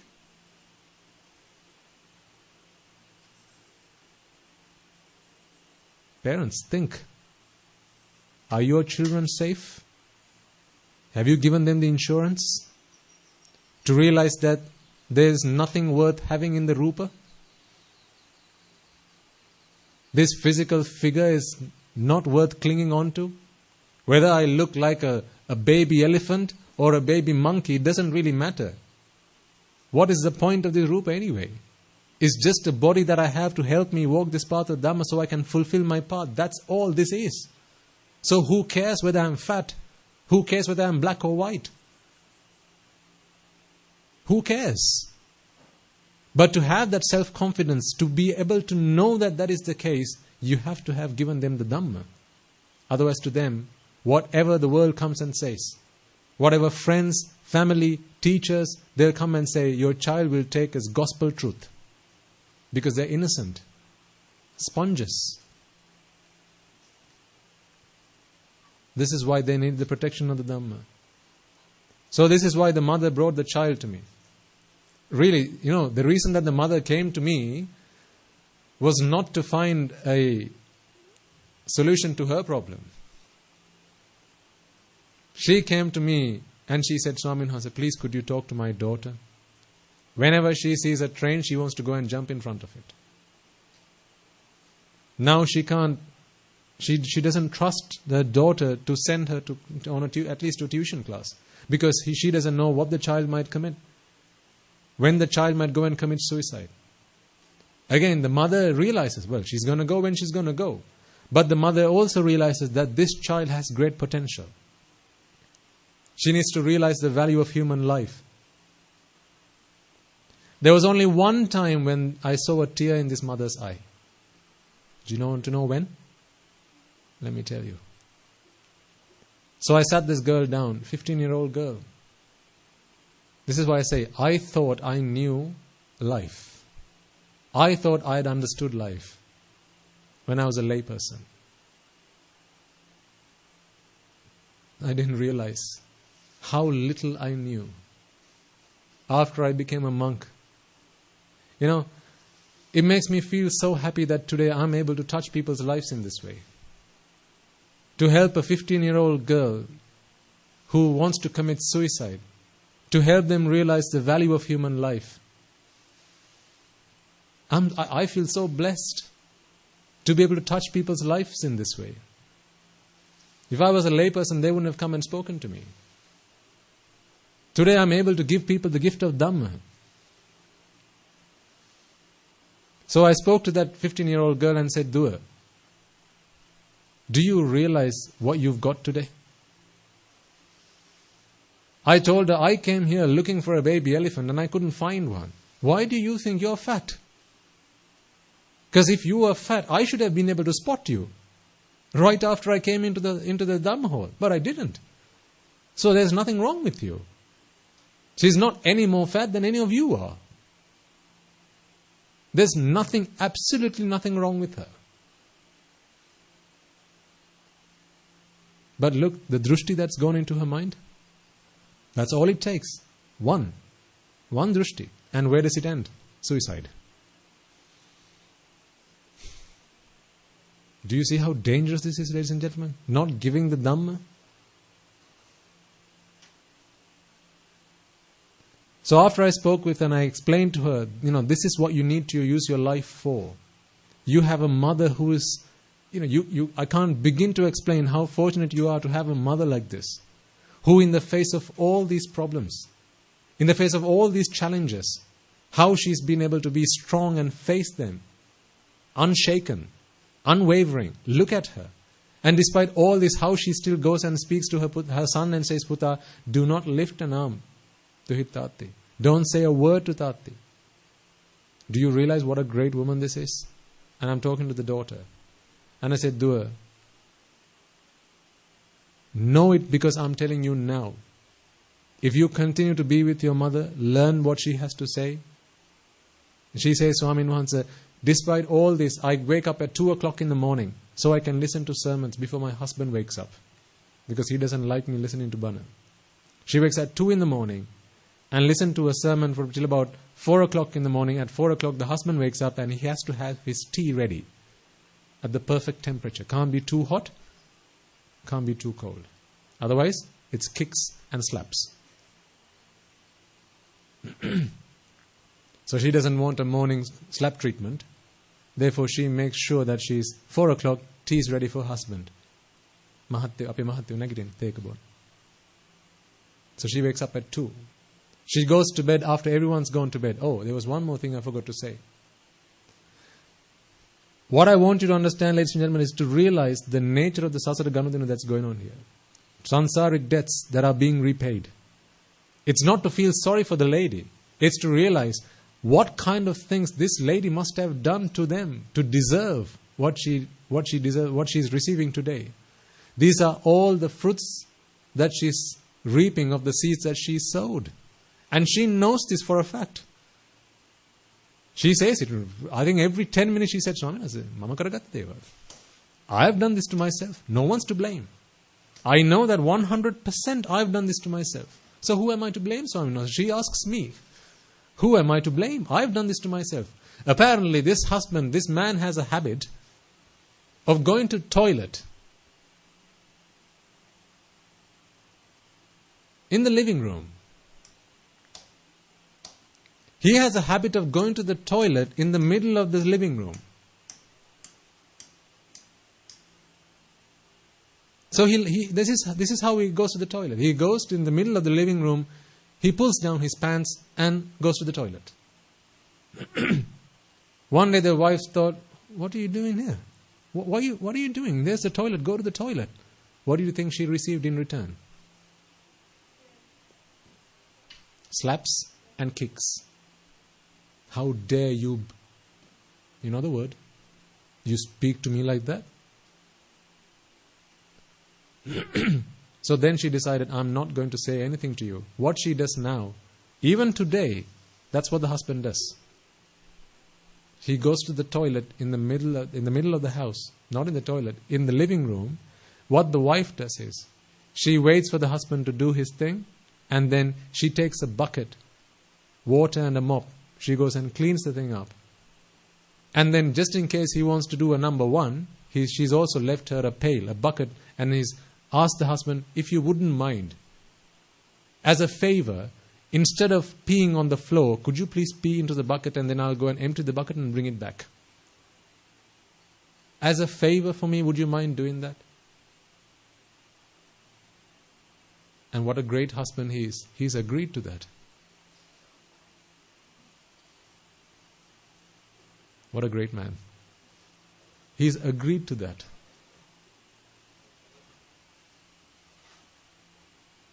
So he goes to the toilet in the middle of the house. Who has to clean? The wife cleans. Yes. The story doesn't end there. Again, I want you to see where you are on this path. Put yourself into these situations, ladies and gentlemen, and see how you react. If your husband, if your son, if your daughter, if your wife, if your mother or your father, bedridden, goes to the toilet on the bed, how do you feel about that? Do you feel disgusted? Do you go, how dare you, Tati, going to the toilet on the bed? See, I have to clean this up now. Why can't you go to the toilet? Why did you just ask me to come at least, to go to the toilet? Is this how you speak to your parents?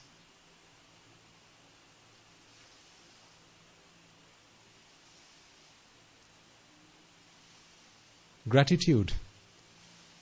Because despite all this, the wife thinks to herself, this is the man who feeds me. This is the man who takes care of me. There's nothing wrong with her.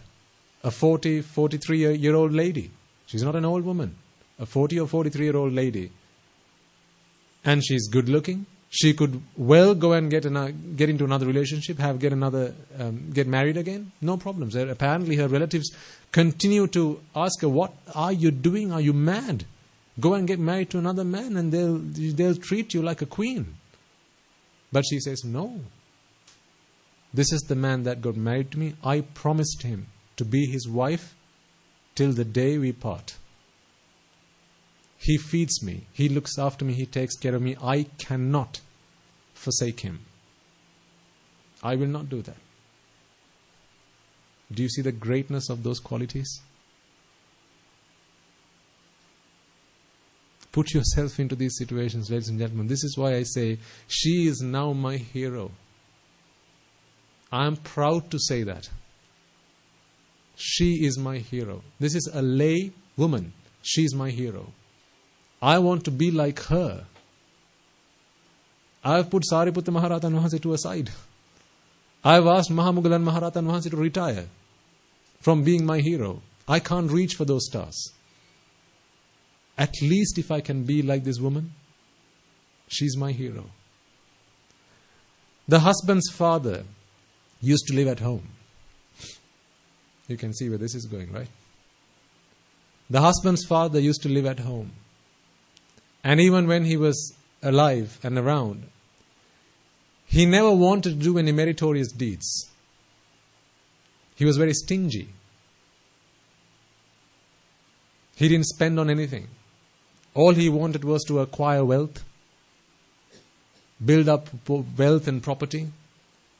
Being very stingy, he didn't, this woman tells me sometimes a beggar might come and knock on the door, and he used to walk out the rear door, pretending there's no one at home. That's how stingy he was. Never wanted to go to the temple, offer flowers, give a meal to somebody, nothing, absolutely nothing. 2 months ago he passed away. Where do you think he ended up?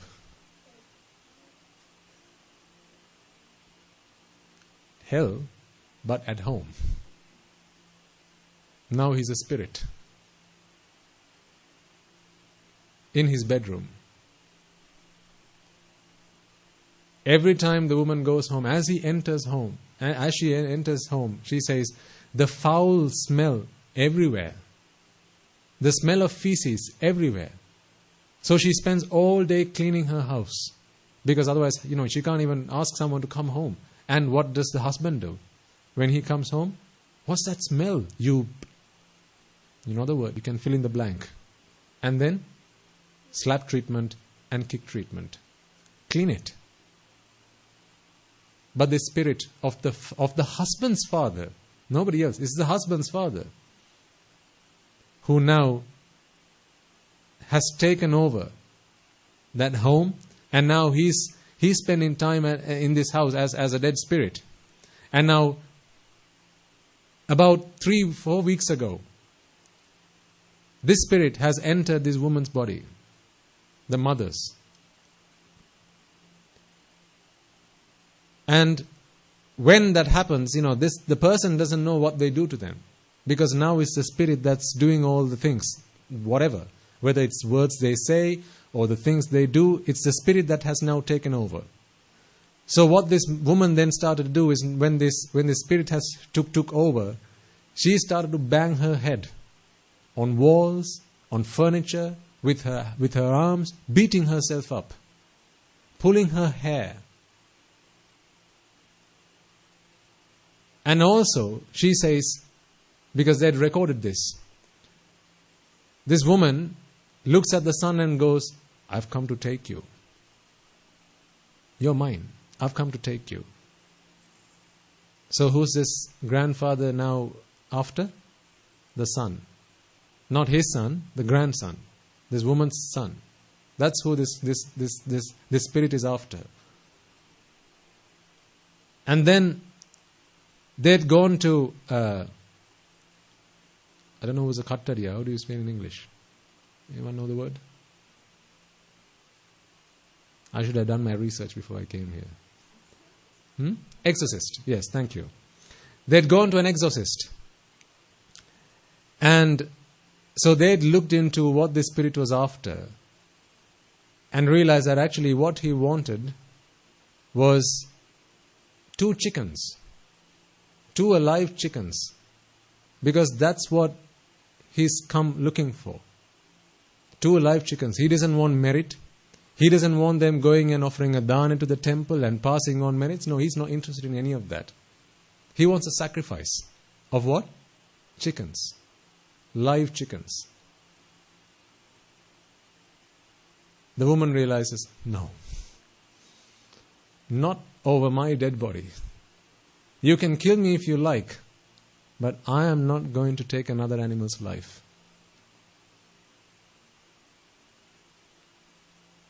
Do you see how much the Dhamma has been instilled in this person's mind? If this were to happen to you, ladies and gentlemen, would you think twice? I mean, it's only a chicken. It's just a chicken. Who's the chicken going to complain to? Its father? The police? File a law case against you? No, it's just a chicken. You wouldn't think twice. You ask for 2, I'll give you 4. But not this woman. She realizes, I have taken over enough of the bad deeds that I've done. There's plenty of bad deeds and these sansaric debts that are on my shoulders. I am not going to be responsible for any more. I want this birth to be my last. And for that, I do everything I have to do. I am not going to make any sacrifices. You can haunt me if you like. You can make me hit myself if you want. You can make me pull all my hair out of my head if you want. But, oh dear grandfather, you are not going to get me to kill any living beings. I'm not prepared to do that. Look at the resolve in that mind. Look at the determination in that mind. Look at how much the Dhamma has touched that life. But are you like that? If it's your children, and if your child becomes possessed with a spirit, and you go to the exorcist and they say, well, the child needs to be given a sacrifice. Well, it's not the child, but the spirit that has possessed this child needs a sacrifice, and it has to be a goat. Does this not happen? Oh, go online and watch videos on YouTube. Plenty of it. Many hundreds of thousands of animals killed every day as sacrifice. Killing is wrong. Full stop. I don't care what people say, but killing is wrong. Full stop. If this were to happen to your child mothers, if this were to happen to your child fathers, what would you do? If a goat had to be sacrificed to save your child's life, your child wants to commit suicide, and the spirit that has been possessed asks for us a goat to be sacrificed, would you think twice about it? This mother, somehow they went through some kind of offering, not life, but some other offering, maybe merits or something, and they were able to remove the spirit from her. But that wasn't the end of the story. This spirit then went on to possess the son. And again, the spirit comes back asking, if you want me to let go of this possession, what did I ask for? Life. Give me life and I'll go. If this were to happen to you, parents, would you think twice? Imagine your son cutting himself up. When he picks up a knife running after the father, I'm going to kill you. Running after the father with a knife. All because he's possessed. Rage. So much anger. Throwing things on the floor. Banging his head everywhere. Rolling on the floor. Screaming and yelling and shouting. Imagine what the neighbors on either side must be thinking. Can you imagine that? All these fights at home. And what might the neighbors be thinking? All that defame that must be coming to this mother. You know how people in pretty much most Asian countries are like, right? Gyani Geheti. Most people, they blame the woman. Because you should know how to bring up a family. Most people are like that. But she tolerates all this. She says, not me. I'm not prepared to kill any animal. Even if my son decides to go and commit suicide, no, not me. I'm not going to stop it. I'll try and stop it how I can, but not by doing an unwholesome deed. I will not take anybody's life. Giving me all this story, no tears in her eyes, except for that one time. I spoke to the daughter for about another couple of hours. And then continuously I reassured her. I kept asking her, Dua, how do you feel now? Do you still feel like life is not worth living? Do you still feel like you want to go and commit suicide? Do you begin to understand the value of human life? And gradually she begins to give some positive answers. She says, Swami knows, I'm beginning to understand that going and hanging myself, jumping in front of a train is not the answer.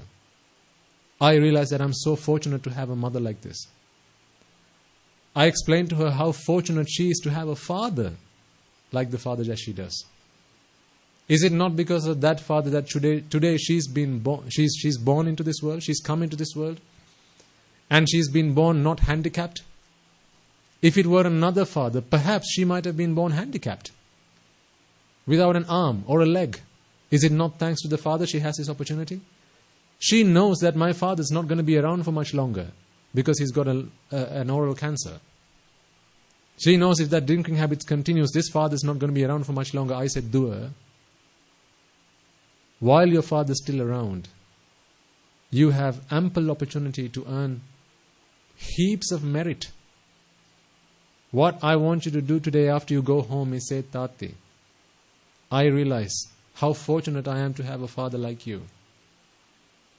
From today onwards, whenever your father comes home, take him a cup of tea.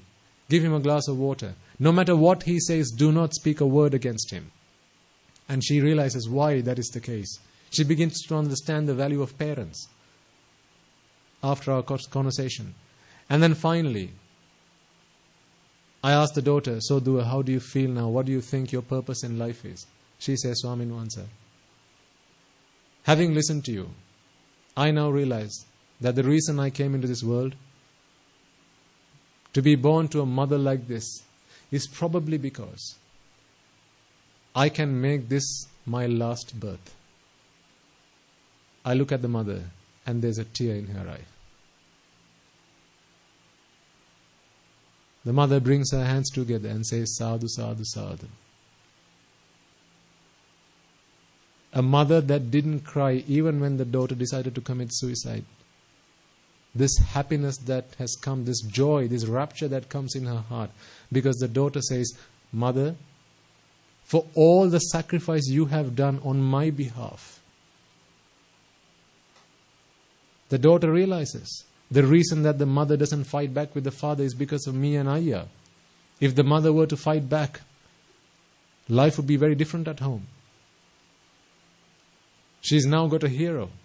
She says, Mother, for all the sacrifice you've done for me, I now begin to realize how much I owe you in return. I know that there is nothing else you expect from me. The mother says, I don't expect you to get married. I don't expect you to pass your A-levels, O-levels. I don't expect any of that. Be a good person. Be able to stand up courageously in the face of situations like this. I didn't expect this in my young life when I went and got married. Puta, what if this happens to you? Will you be able to tolerate it like Amma does? Mother's asking the daughter. And the daughter says, Amma, you've been such a hero in my life. For all that sacrifice you've done for me, I will give you the one thing you expect in return. I will make this my last life. The one time when I saw tears in that mother's eyes.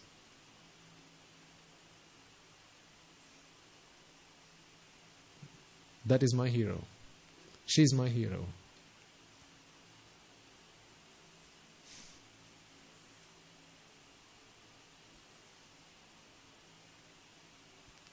You have problems too, right?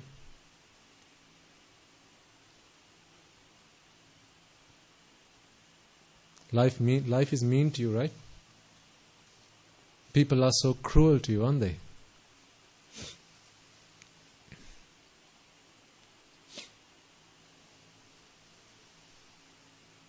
Life is not fair, is it?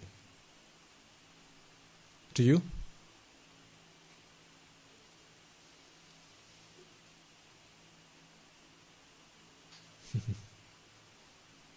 Where are we compared to where she is? In my mind, after having said all that, just before she leaves, she asks me one question that completely threw me off. It sent a shiver down my spine. She said, Swami Nuhansa, I don't know, this is why I'm asking you. All this I related to you, my only protection is the Dhamma. Whenever I have to face these situations, I reflect on the Dhamma, I reflect on what Guru Swami Nuhansa says, that advice he gives in his teachings. The Dhamma is my savior, the Dhamma is my protector. She's asking me, Swami Nuhansa, I'm not sure, but is there any chance that I might be a Sotapanna? Is there just a slightest chance that maybe I'm a Sotapanna?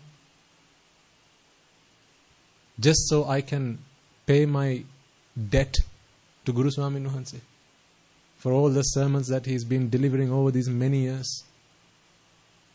For all the men and women who go through so much effort to propagate this Dhamma. People like yourselves. She wants to pay her dues to you. She asked me, is there any chance that I might be a Sotapanna? It's okay if you say no, Swami Nuhansa. I'll keep trying. I'll keep listening to these sermons. If there's anything wrong in the way I listen to the Dhamma, if there's anything wrong in the way I practice the Dhamma, please teach me, Swami Nuhansa. Please guide me.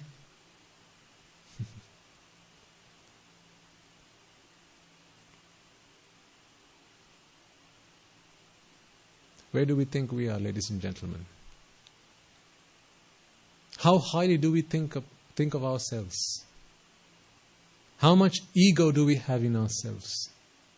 Here's a woman who's living in a hellhole at home. And she comes to me and says, I'm not sure. If there's something wrong in the way I practice the Dhamma, please teach me, because I want to become a Sotapanna.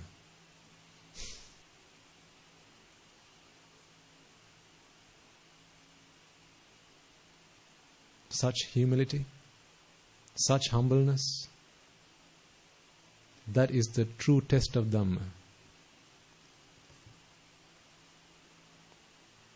Making offerings to the Buddha, the Dhamma and the Sangha is not offering flowers, ladies and gentlemen.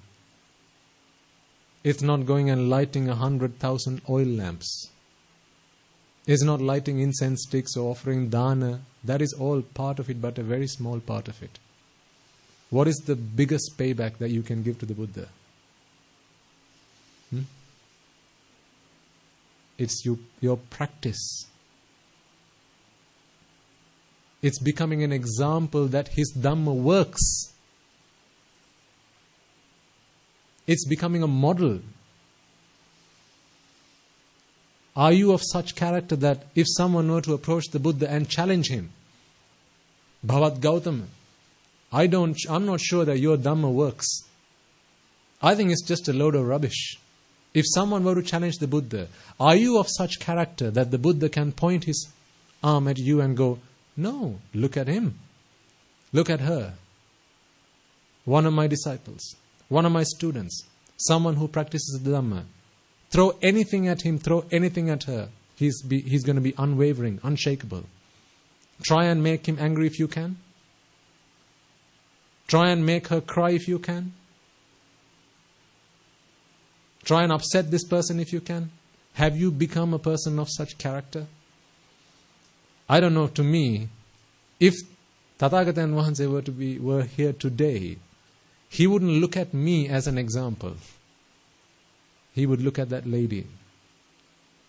The Buddha that I know would point at that lady and go, he would address me, monk, how dare you sit on that seat? Look at that monk, look at that lady who was sat by your feet. Are you anywhere close?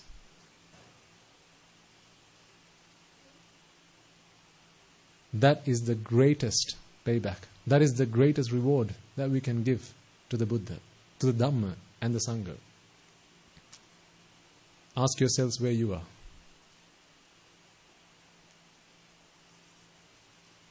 This Dhamma has to be practical, ladies and gentlemen. It's not memorizing it, it's not knowledge, it's not knowing. It has to be practical. In the face of these problems, in the face of challenges, when people throw stones at you, rocks at you, either literally or metaphorically, you have to be able to face them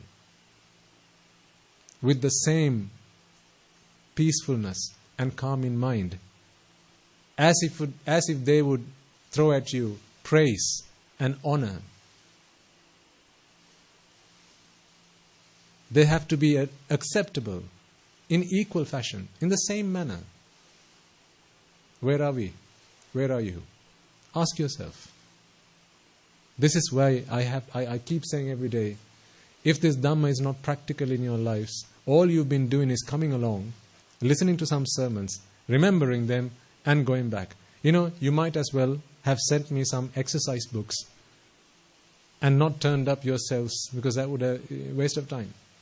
These sermons, we'll record them, we'll write them down on exercise books, and then send them back to you, and you can keep it on your shelves. Or instead of you coming here, just send some recorders, voice recorders, and we'll record them and you can keep it on your shelves. Terabytes of data will continue to accrue, but you have not become any different. You have not changed one bit. What is the point?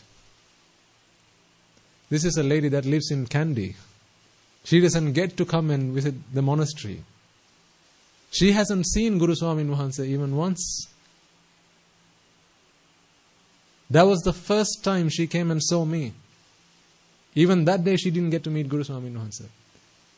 But she was just simply overjoyed that she was able to meet one of us.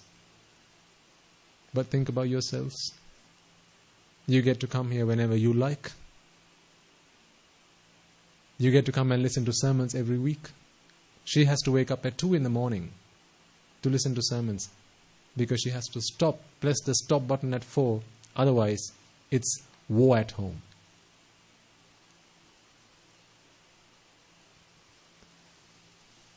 The greatest story that I take from that, for me, the most important, the most powerful part of that story is not how she was tolerating all the physical abuse or the mental strains and stresses.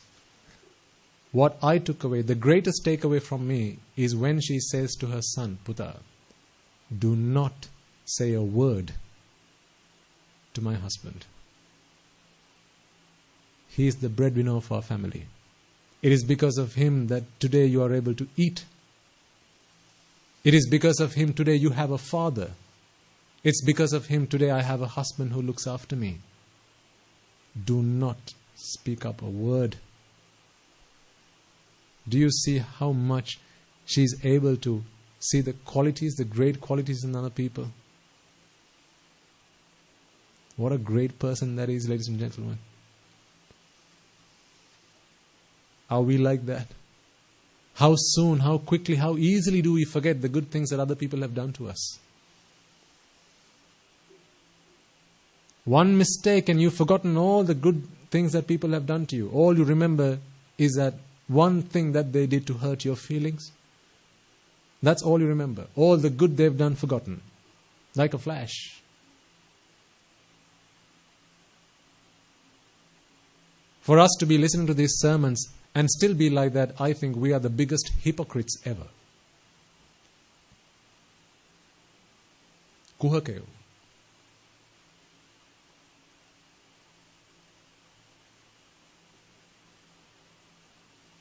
Don't be a hypocrite. Put it into action. What you've taken, what you take away from these sermons, put into action. Apply it into your lives and transform your lives. If you don't transform your lives, you might as well have sent some textbooks. We'll print these sermons in nice bold colors and letters and then send it to you and you can put it on your shelves. But you have not changed one bit. I'm not telling you off, by the way, okay? I'm just saying, think about this. If you have not changed one bit, then all this effort is pointless, in vain.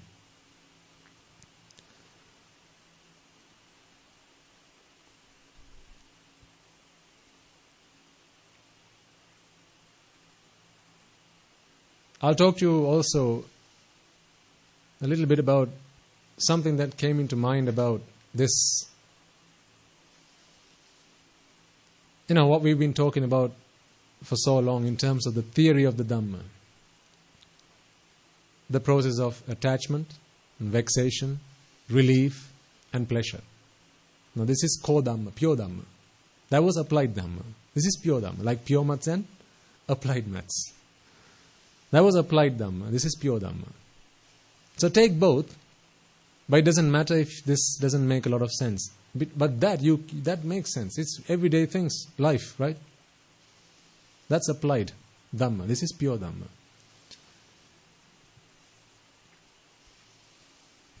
The reason that we continue to seek pleasure in this world is because we hold on to this belief that pleasure exists where? In the outside world. And the outside world is of two parts, right?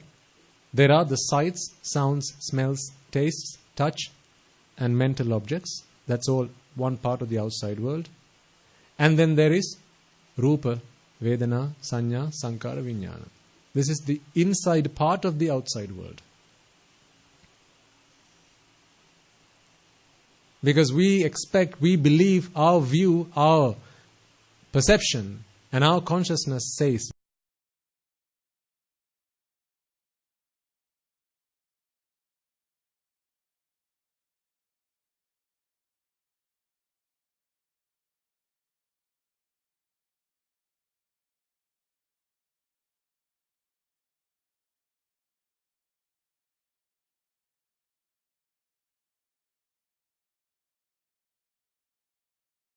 dictates to us. Because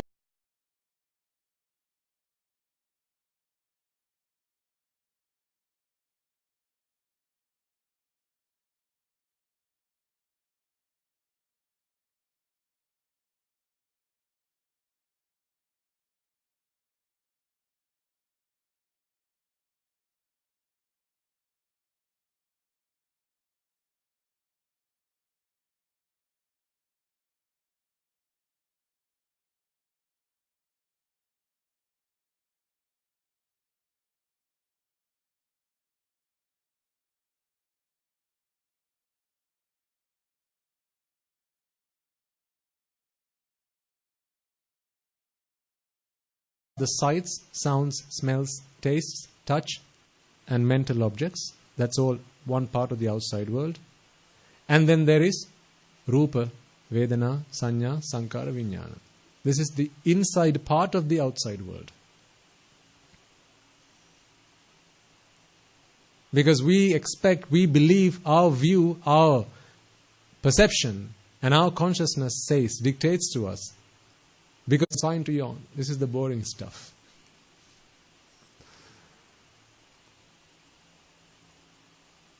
So when we expect pleasure to come from the outside world, we attach to Rupa Vedana Sanya Sankara Vijnana, Rupa Shabda Gandha Rasa Sparsha, and Dhamma. Because when we go through the process of I, as in this muscular I, meets the sight, in the mind, Rupa Vedana Sanya Sankara Vijnana are born. They arise. Nose, smell, contact, that is Sampassa, and Rupa Vedana Sanya Sankara Vijnana are born. Tongue, taste that come from the outside world, contact, and in the mind, Rupa Vedana Sanya Sankara Vijnana are born. Right? So this is the process. You know all this. We are of the misbelief, incorrect view, wrong belief that it's this process that brings me happiness. What this is like is a wound. If you have a wound on your, let's say on your hand, or on your wrist, for example, there's a wound on your wrist, or your arm, let's say, okay? There's a wound on your arm. Now, that's painful. Let's say it's a deep cut, so it's painful. When you have a painful cut, think carefully and answer this question. Let's say that cut was inflicted by a knife. Is it the knife that brings you the pain? Is it? The cut. It's the wound, because now you have the wound on your hand. That's the cut on the hand, right? On your arm. It was the knife that inflicted the cut, but it's not the knife that brings the pain.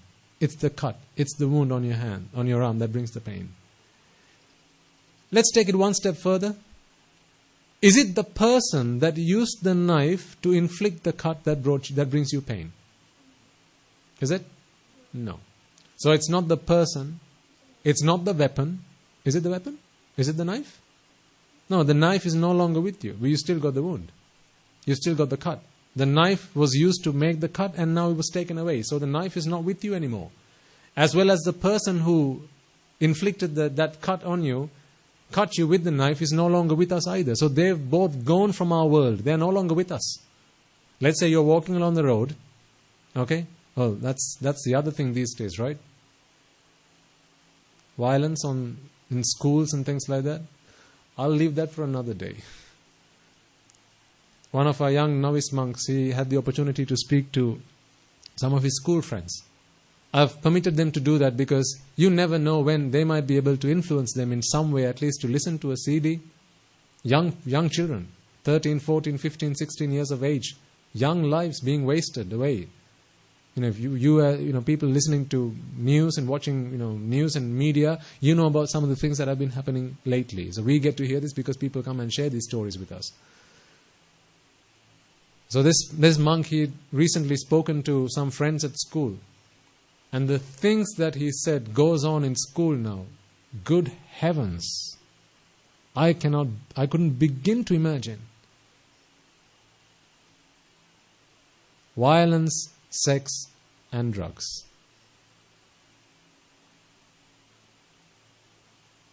Teachers are also involved.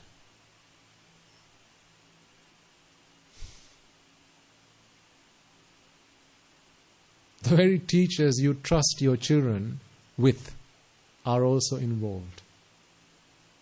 Going-ons, I'll leave it at that happen in the classroom.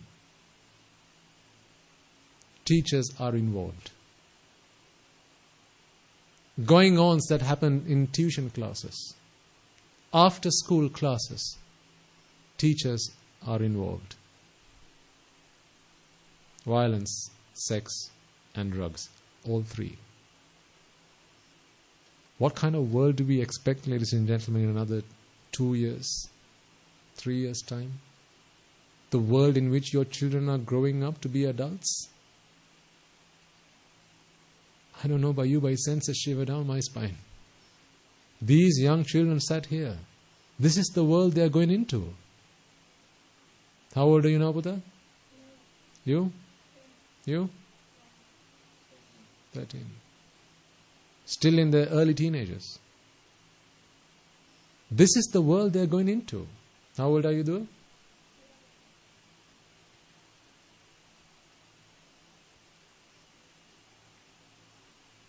A world rife with sex, violence and drugs. I'll tell you one story this young monk told me because he'd spoken to his friends. Apparently they were playing in the school playfield and someone spotted a white van driving up and down. And as they were playing, someone's thrown a ball, and so this guy's going to fetch this ball because it had gone towards the end of the playground, the boundary of the playground. And at just the right point, that van had stopped in front of this boy who'd gone to fetch this ball. Someone got out of the van with a, what do you call a manne? Is it a mammoth knife or something? A what? Yes, the coconut breaking thing. What knife do you call it? Yeah, do you know the English word for that? One for homework. So anyway, he'd got out with a knife, this big knife, and slashed this person's face with absolutely no mercy, straight through his head. This guy was, after he'd fetched the ball, was on his phone, speaking to a friend because he just received a call at that point in time. So this was after school, right? He was on the phone for something or the other. Fetched this ball with his hand, and now on the phone, this guy had gotten out of the car or out of the van, and using this knife, he'd slashed this person with this knife. It had split the phone in two and gone through this person's head. The van had left with the knife still stuck in this person's head. Had sliced the head in two.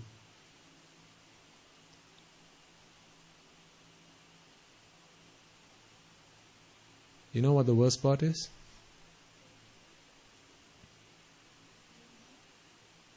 No, he died all right. They got the wrong guy.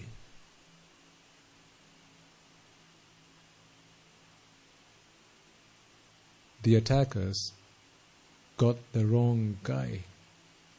Now tell me, your children are innocent, so they are safe. Go on.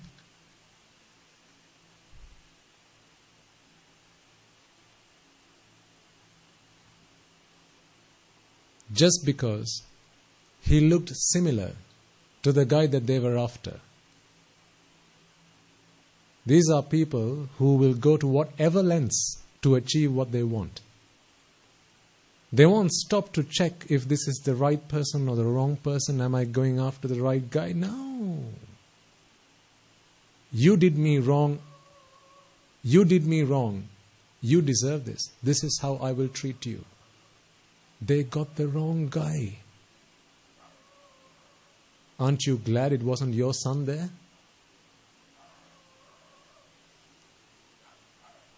Your children are innocent, right? So was the guy who got attacked. He was innocent.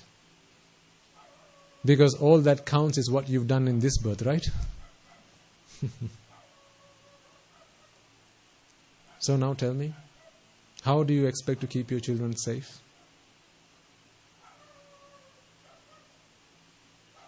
What did that person lose?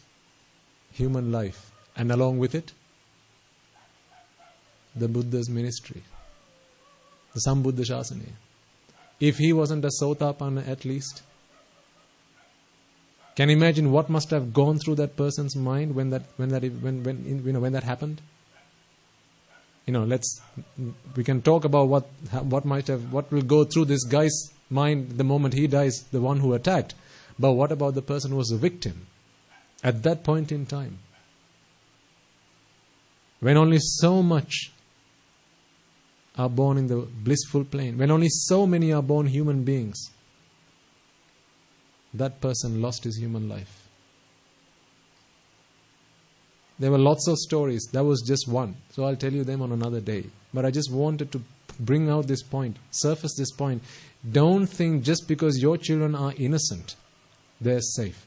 Because you are bringing them up in a society where people are no longer holding on to values.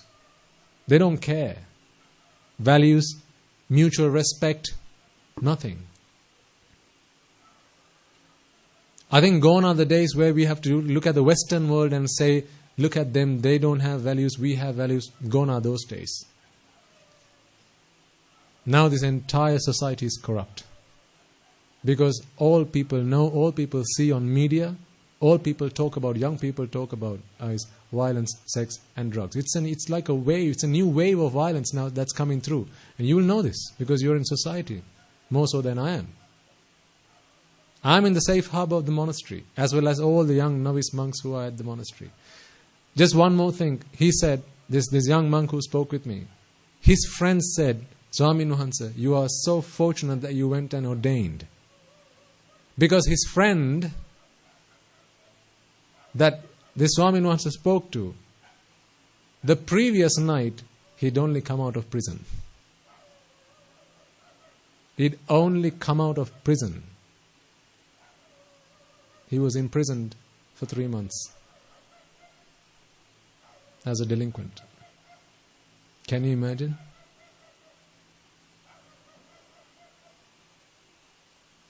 I don't see any other safe harbor other than the Sambuddha Shasana.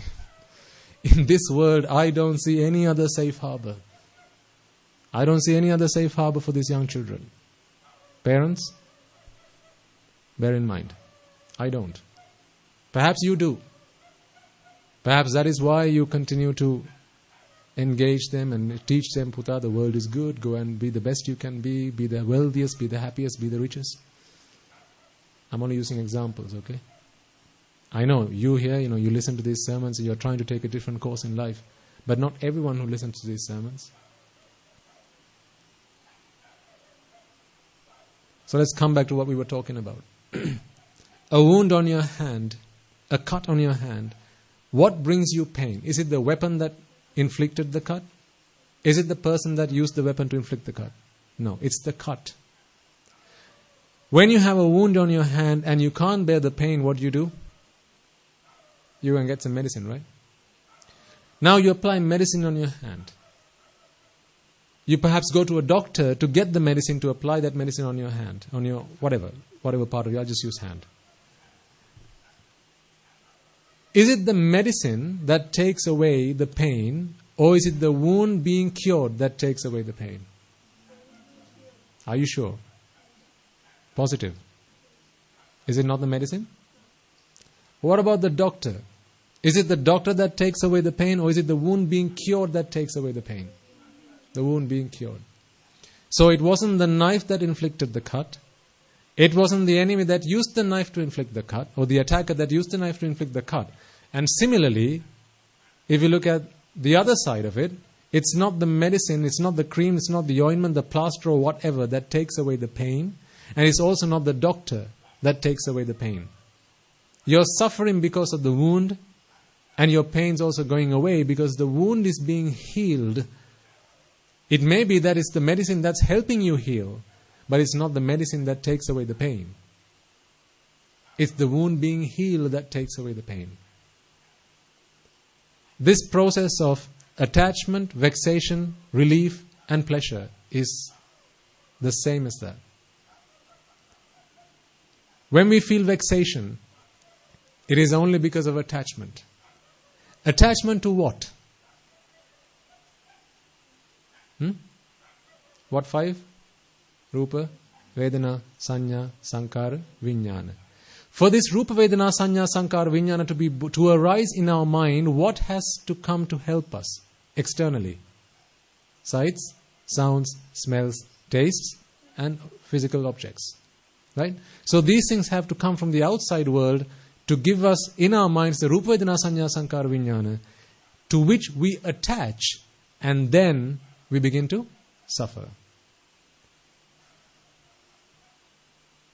And then what's the procedure for pleasure? What is the process for pleasure? is relief from vexation. Relief from vexation happens how? How does relief from vexation happen? When Rupa Vedana Sanya Sankara Vijnana arises in our mind, or rather arise in our mind. And how do they arise in our mind?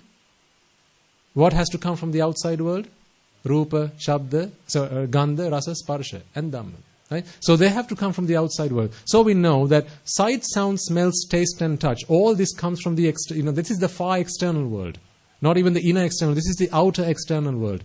Like the person with the weapon, the attacker with the weapon, and the doctor. The attacker with the weapon is not responsible for my pain. Just the same as the doctor with the medicine is not responsible for relief from my pain. It's the wound that's bringing me pain, and it's the healing of the wound that takes away the pain. Not the doctor, not the attacker. Let's come one level down. The attacker had a weapon. The doctor brings me medicines. Is it the weapon that causes me pain, or is it the wound that brings me the pain? It's the wound. Is it medicine that brings me relief from pain, or is it the healing of the wound that brings me? It's healing of the wound that brings me this pleasure. So again, similarly, it's not Rupa Vedana Sanya Sankara Vijnana, vexation or attachment to it, or rather the vexation for it, or receiving it. It's not the arising or the passing away of Rupa Vedana Sanya Sankara Vijnana that's responsible for the pain, this suffering that we have to endure. Then what is it? It's this wound. The presence of the wound and the healing of the wound. These are the only two things that either bring you suffering or pleasure. Presence of the wound brings me what? Suffering. Healing of the wound brings me pleasure. It's not the medicine, it's not the weapon. It's not the doctor, and it's not the attacker. Yes, they were responsible for inflicting the cut. The doctor is responsible for treating the wound, but can the doctor heal your wound for you? What can the doctor do? Treat, not heal. Treating is to give medicines. Healing is a natural process. You can't heal forcefully, can you? No, that just happens. You create the right conditions. Healing is a natural process. You can treat somebody, but whether they are healed or not, can you decide that? No. That's a natural process.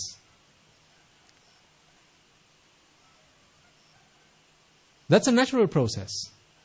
Healing is a natural process. And similarly, if the wound is what brings you pain, then it's the healing of the wound that brings you pleasure. So likewise, if it's attachment that is responsible for vexation, then it's the eradication of attachment that's going to bring you that true happiness that we want, that we're looking for. But if one thinks, no, it's the medicine that brings me pleasure, now they're going to go after medicines. Rupa Vedana Sanya Sankara Vijnana, expecting that is what brings me pleasure. Or someone might think, no, it's actually the doctor that brings me pleasure. Eye, ear, nose, tongue, body, and the sight, sound, smell, taste, and touch that come from the outside world. But none of the outside world objects are what are responsible for my pain or the pleasure that I feel, that I experience. It's the presence of the wound and the healing of the wound. The presence of the wound is a natural event, and the healing of the wound is also a natural event. All we can do is either inflict the wound or you can treat the wound. These are things we can do externally, but the natural process, that just happens when the right conditions are there.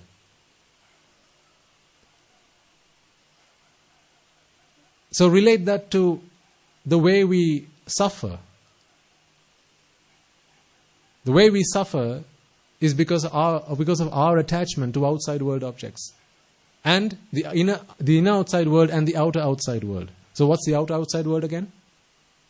Sights, sound, smells, taste, touch, and mental objects. The inner outside world? Rupa Vedana Sanya Sankara Vijnana.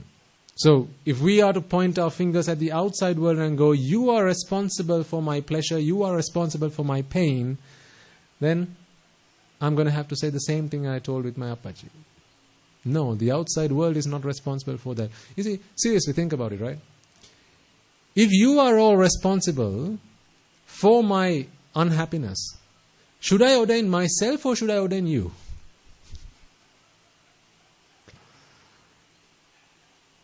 If the cure to my unhappiness, my suffering lay with you, and it's because you say bad things, you do bad things, you do evil to me, then should I ordain myself or should I ordain you and get you to observe the 10 precepts that we do as monks? I should ordain you, because then you will no longer use harsh words, you won't lie to me because you observe the precepts. But thankfully, you can't bring me pain. You can't bring me displeasure. They are all fabrications within my own mind. This is why I ordained myself and I didn't come to ordain you. The problem's on the inside, the problem's not on the outside. Thankfully, right? Thankfully. Absolutely, madam. If there are 5 people at home with you, how many people will you have to fix so that you can be happy one day? 4 others. If the problem's in the outside world. But thankfully the problem's with you. So you don't have to worry about the other 4. Fix yourself and all is done.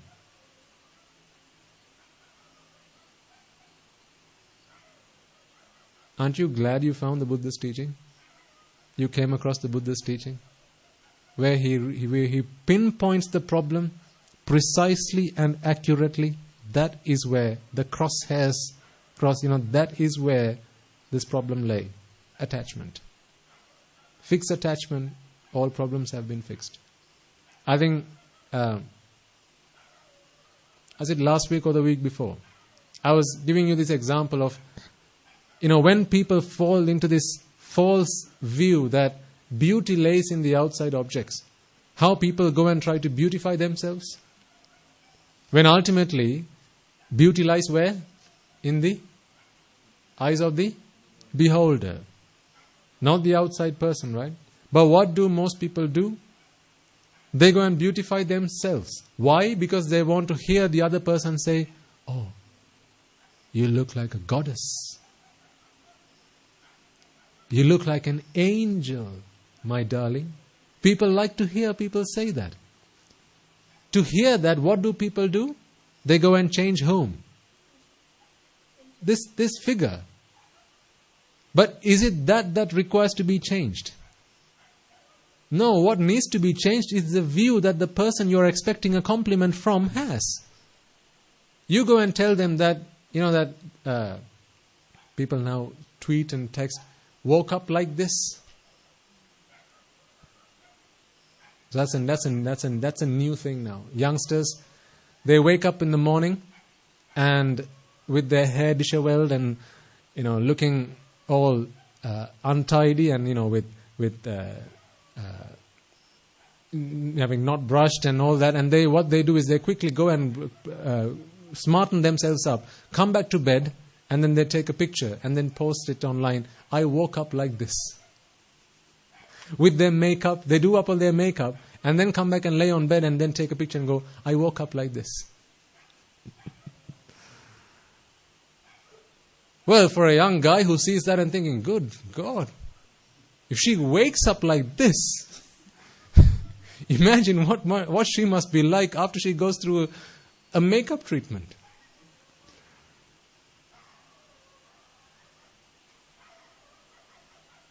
This is all drushti. Wrong views. So where we need to fix is the drushtiya, not the view. Not the figure. So really, what we need are not parlors, saloons where people are beautified. Really, what people need are brainwashing centers. Not saloons where you go and get yourself a facial or a hairdo or a manicures, pedicures. That's not what people really need. What we really do need are brainwashing centers whereby You know how you look when you wake up in the morning? Who here likes how they look when they wake up in the morning? I look exactly the same. My hair looks exactly the same when I wake up in the morning.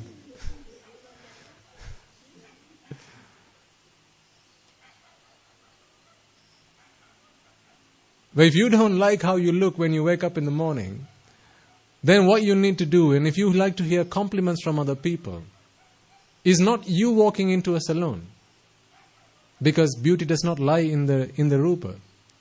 It lies in the eyes of the beholder. So you have to take the eye, well, you can't take the eye, so you have to take the beholder to a brainwashing center and then change their view and get them to realize, get them to understand that actually it's this figure that is the prettiest. Then everything's fine. That's where real treatment has to happen. But that's not how we go about in life. We continuously, incessantly trying to change our figures to satisfy other people. Just so that we can hear them say, you look pretty, you look handsome, you look stunning. Just so we can hear them say those words. Always thinking that the problem is with the rupa. Problem is with the shabda, gandha, rasa, sparsha. Sight, sound, smell, taste and touch. That's not where the problem is. You're trying to put out a fire that's on the left-hand side by throwing water on the right-hand side. When are you going to put out the fire? There's fires over here. You're throwing water here. You're using the extinguisher on the right-hand side. When is that fire going to go out? Never. Never. Why? Because you're not treating the problem. You're treating elsewhere. So that's not going to fix the problem. So it's attachment that always causes suffering. All types of mental suffering, all kinds of mental frustrations, vexations, anticipations, agitations, annoyances, all of this. There is only one root cause, and that is attachment. And attachment is caused by nothing else other than these views that we hold on to. Either through distorted view, distorted perception, or distorted consciousness. From the root, the chitta roots, they can be distorted. And these distorted views we came to take on from our association with ignoble, immoral people. This is why it's so dangerous to associate with such people. It's really dangerous to associate with people who say, it's a beautiful world. Let's go have fun. Let's go enjoy this beautiful world. It's really dangerous. Because they're continuing to feed into your minds that beauty lay in the outside world. So let's go and find it. Let's go and earn money. Let's work hard so we can one day find the beauty that exists in the outside world. Well, we've been doing this for how long now? Trying to find beauty in the outside world? How long have we been doing this? Forever. Forever. That's how we started our journey in samsara, and that's why we are still going on in samsara. Trying to find something that does not exist. This is why I asked you. Remember, I asked you, would you ever walk into a salon and ask for a loaf of bread? I asked you, didn't I? I think a few weeks ago. Would you ever walk into a salon and ask for a loaf of bread? Why not? Because it would be shameful? Is that why not? Is it because someone might see you, maybe a friend might see you walking and a friend might be sat next to you and you're asking for a loaf of bread and a friend might go, are you mad? Is that why? Why wouldn't you walk into a salon and ask for a loaf of bread then? Exactly. Because they don't sell bread in a salon. So if they don't sell bread in a salon, and this is why you don't go to the salon looking for bread, then why do we go to sight, sound, smells, tastes and touch and expect them to give us pleasure? Which part in a sight does pleasure exist? Which part of it? These flowers. Where does pleasure exist in these flowers? It doesn't. Well, why are you outsourcing your pleasure then?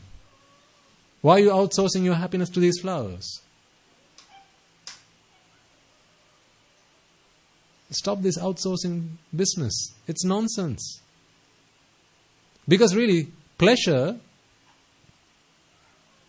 if you seek pleasure, you're self-sufficient. How is it that you're self-sufficient if you seek pleasure? What is the only way of seeking pleasure? Achieving pleasure? The only way of achieving pleasure? Absolutely. Relief from vexation. Is that an external process or an internal process? Internal process. So aren't you self-sufficient? It's an internal process. You don't have to go anywhere for that. What's a self-sufficient country? A country that does not have to import anything. It's got everything it needs to feed its people inside the country. For the country to prosper, to be, to continue to thrive, the country's got everything it needs inside itself. It's got the resources, it's got the manpower, everything. That's a self-sufficient country. So in your quest for pleasure, are we not all self-sufficient? Aren't we? Because what do we need to achieve pleasure? Relief from vexation. Beg your pardon, sir? We need the Dhamma. That's to redeem ourselves from suffering. Relief from suffering? Yes. That pleasure that we speak of can only be achieved by relief from suffering, vexation. That is that pleasure. But that pleasure is a sensual pleasure. We're not talking about the Nibbanic bliss. Let me use those two terms if I may. Pleasure, when I speak of sensual pleasure, which can be achieved when one attaches themselves to something, whatever, and then goes into a state of vexation, and then relief from that state of vexation, that brings us pleasure. But bliss, that is when expectation stops, attachment stops. Because when attachment stops, no more vexation. When there's no more vexation, well then there's no more need for relief from vexation. There's no vexation. Why relief from it? When was the last time you took a paracetamol for a fever or a temperature or a headache? You didn't have. When was the last time you did that? No, you never did that. Except perhaps when you wanted to boycott school. Just to pretend to Ammi that you've got a fever. Amma, I have a really bad fever. I've got a headache. Give me a paracetamol. I've done that. When I wanted to boycott school, just take a paracetamol and then they think you've got a headache. Don't do that, okay? Don't try that at home either. That's wrong. It's wrong to do that. It's not good. It's bad. So we are self-sufficient in our quest for pleasure. The outside world never gave us anything for pleasure. So if that is the case then, can the outside world do anything to us in our seek of bliss? Because all we need to do is stop attachment. Yes, we need the Dhamma for that, as the gentleman rightly pointed out. But listening to any amount of Dhamma, if your attachment does not reduce, well, what is the point? Then that is also just another outsourcing. It's just another object that came from the outside world. Just another sound. Just another sight. Just another smell. Just another taste. Just another outside object that came from the outside world. If we don't make use of it. So, think about that. This is why I use the example of the wound. So I want you to think about that, the example of the wound. It's the presence of the wound that brings you pain. It's the healing that brings you pleasure. And I don't like the use of the word pleasure because it has lots of connotations. But this is ashwada I speak of. And ashwada can only be achieved by relief from pelima, right? Pelima nidahasima ashwada. When you have a wound, that brings you pelima, kāyika pelima. Physical pain. The only way you can find relief from that physical pain is when the wound heals, which is a natural process. You can do something externally, but that is treat. But treatment is not a guarantee for what? Healing. It's not a guarantee. You can try treating. It may heal, it may not heal. So if it may or may not heal, then it's not the medicine that brought you pleasure. It's the healing. Then if that's the case, it's not the doctor that prescribed the medicine that brought you pleasure. It's the healing. And so likewise, applying that same concept to the Dhamma, it's not the outside world Rupa, Shabda, Gandha, Rasa, Sparsha, or eye, ear, nose, tongue, body, sight, sound, smell, taste, the outside world. That's not what brought us pleasure. So if you think of that as being the doctor, that is not what brought us pleasure. It's not the medicine. The medicine being Rupa, Vedana, Sanya, Sankara, Vijnana. That's not what brought us pleasure. It's the healing of the wound, relief from vexation.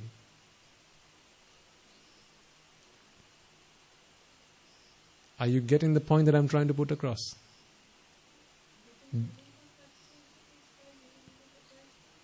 Yes. Yes.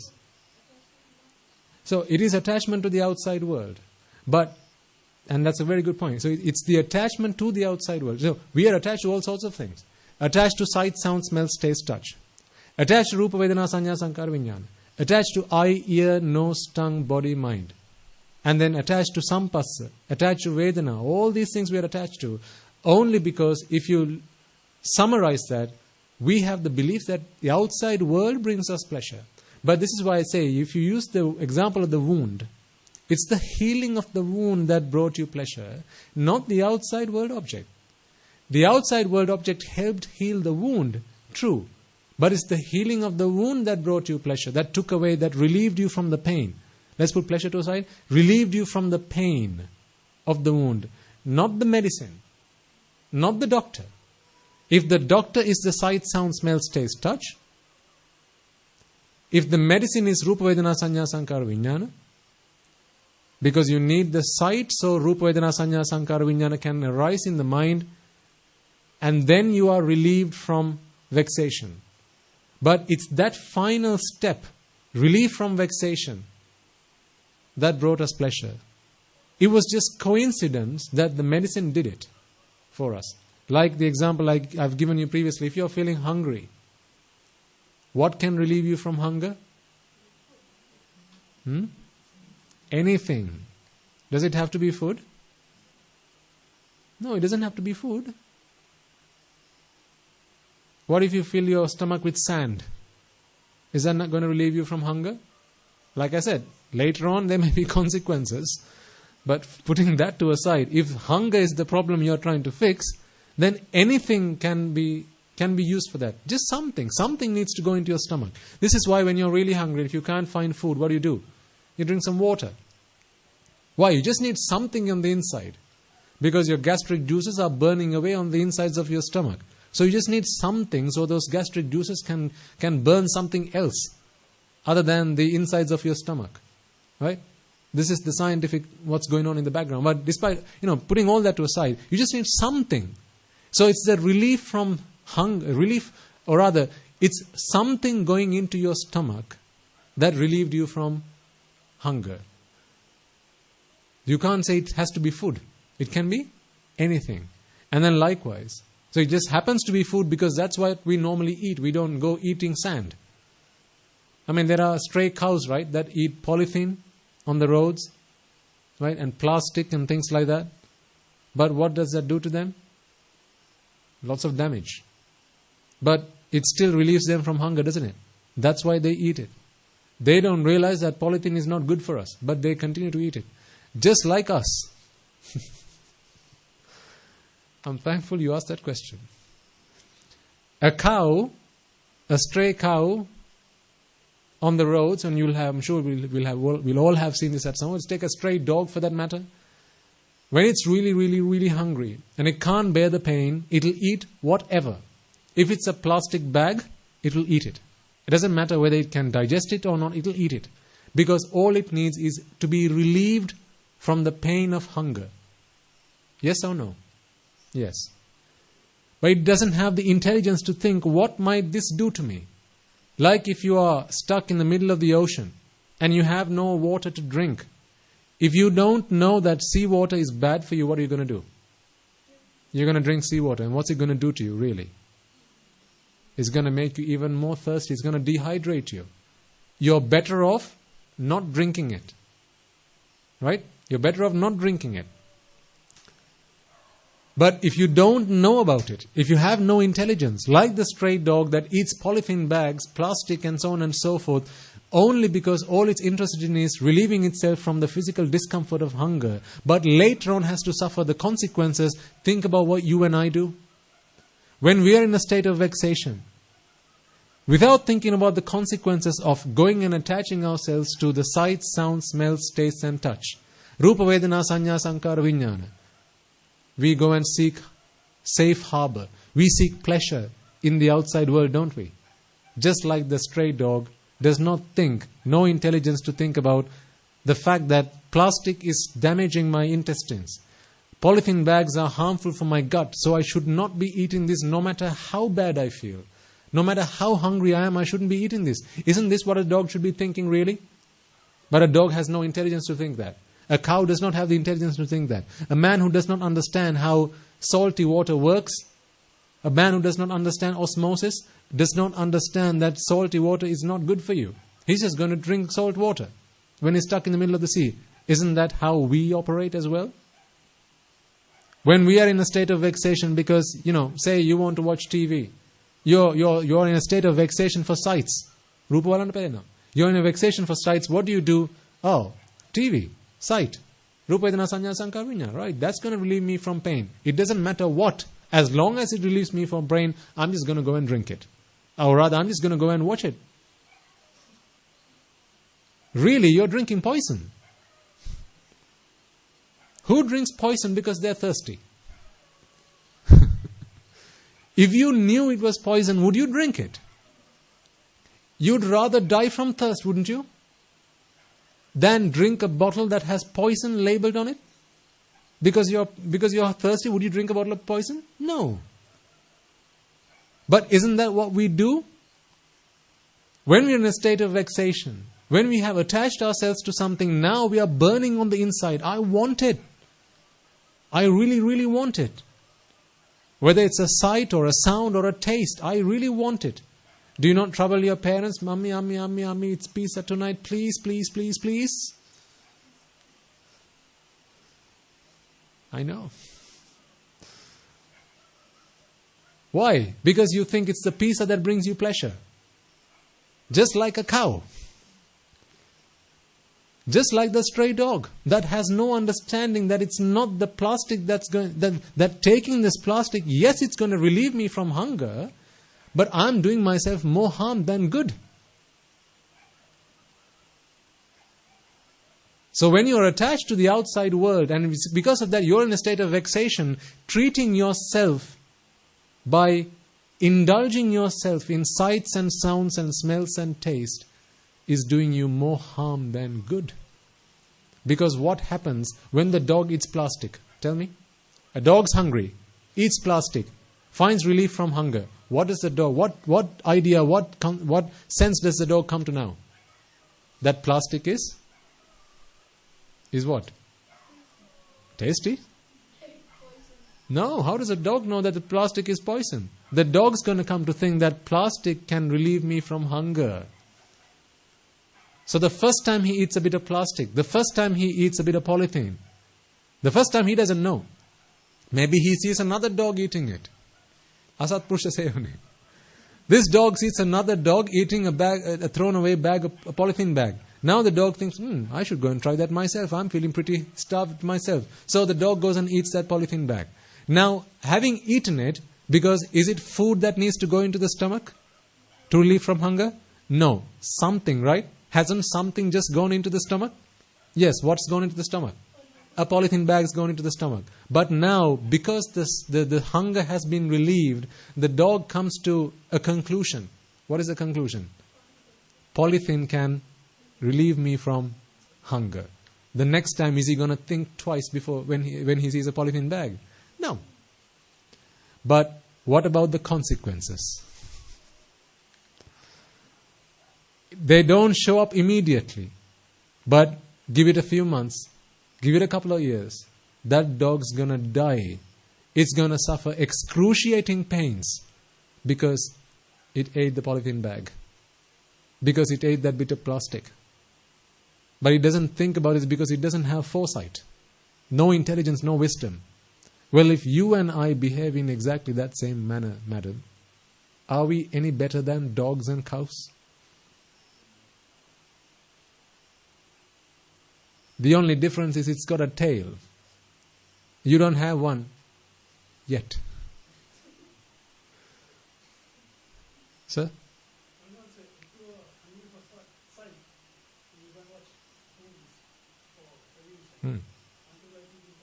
It is, sir.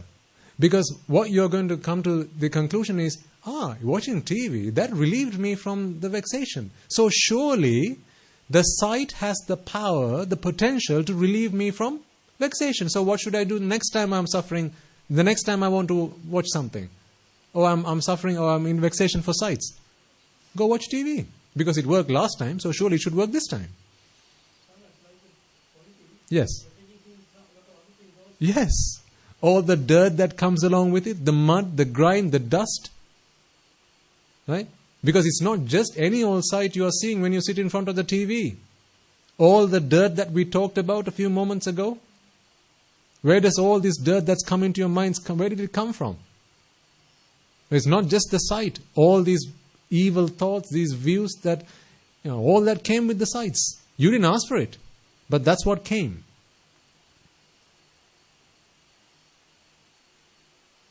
The only way to help this dog is to bring the dog, sit it in front of a Swamin Wahanse on a chair and teach this dog a good lesson.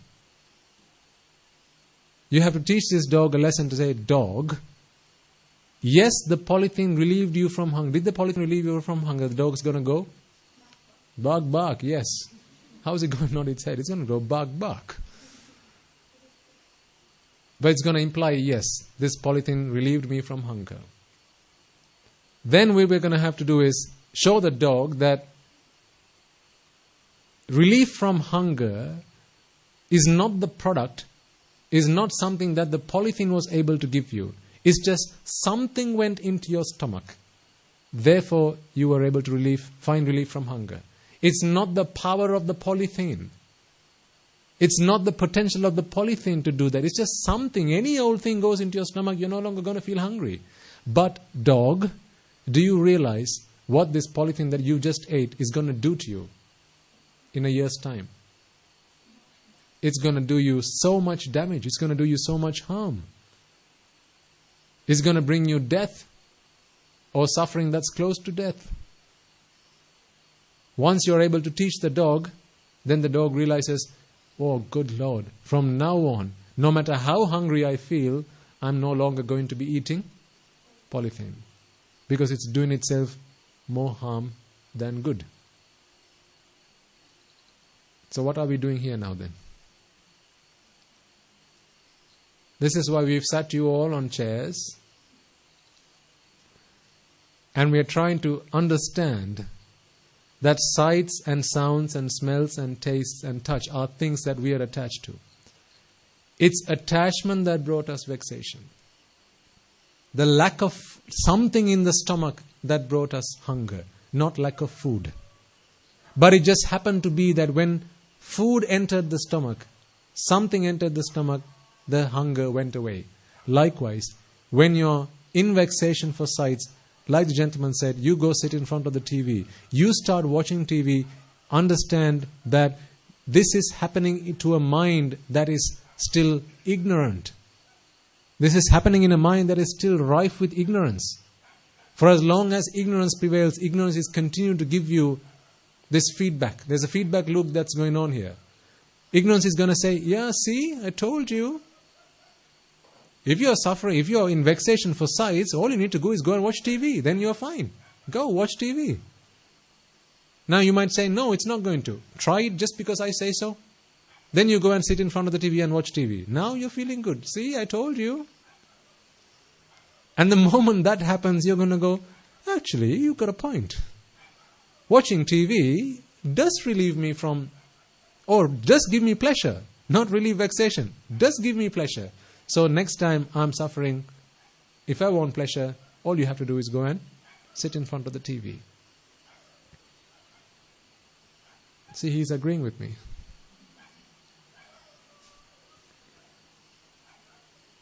So we are no different than if we do exactly the same things that animals do. What difference is there?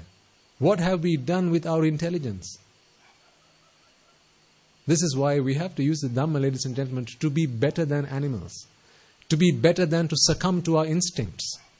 We've got to go beyond that.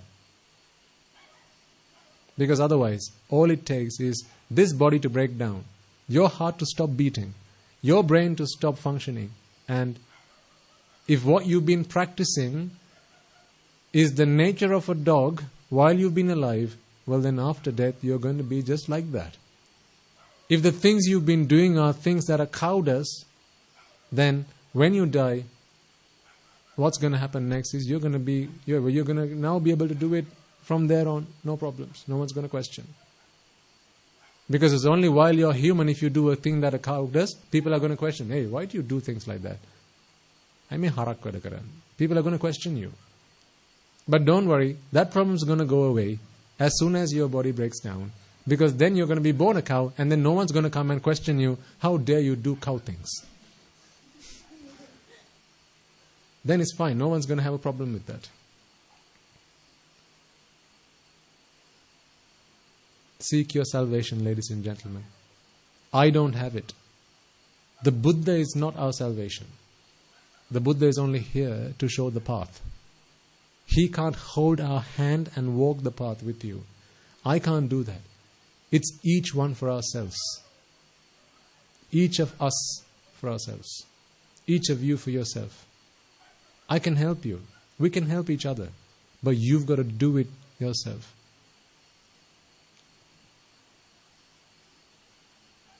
Make this Dhamma practical. Apply it into your lives. Find a hero, because I think that's really important.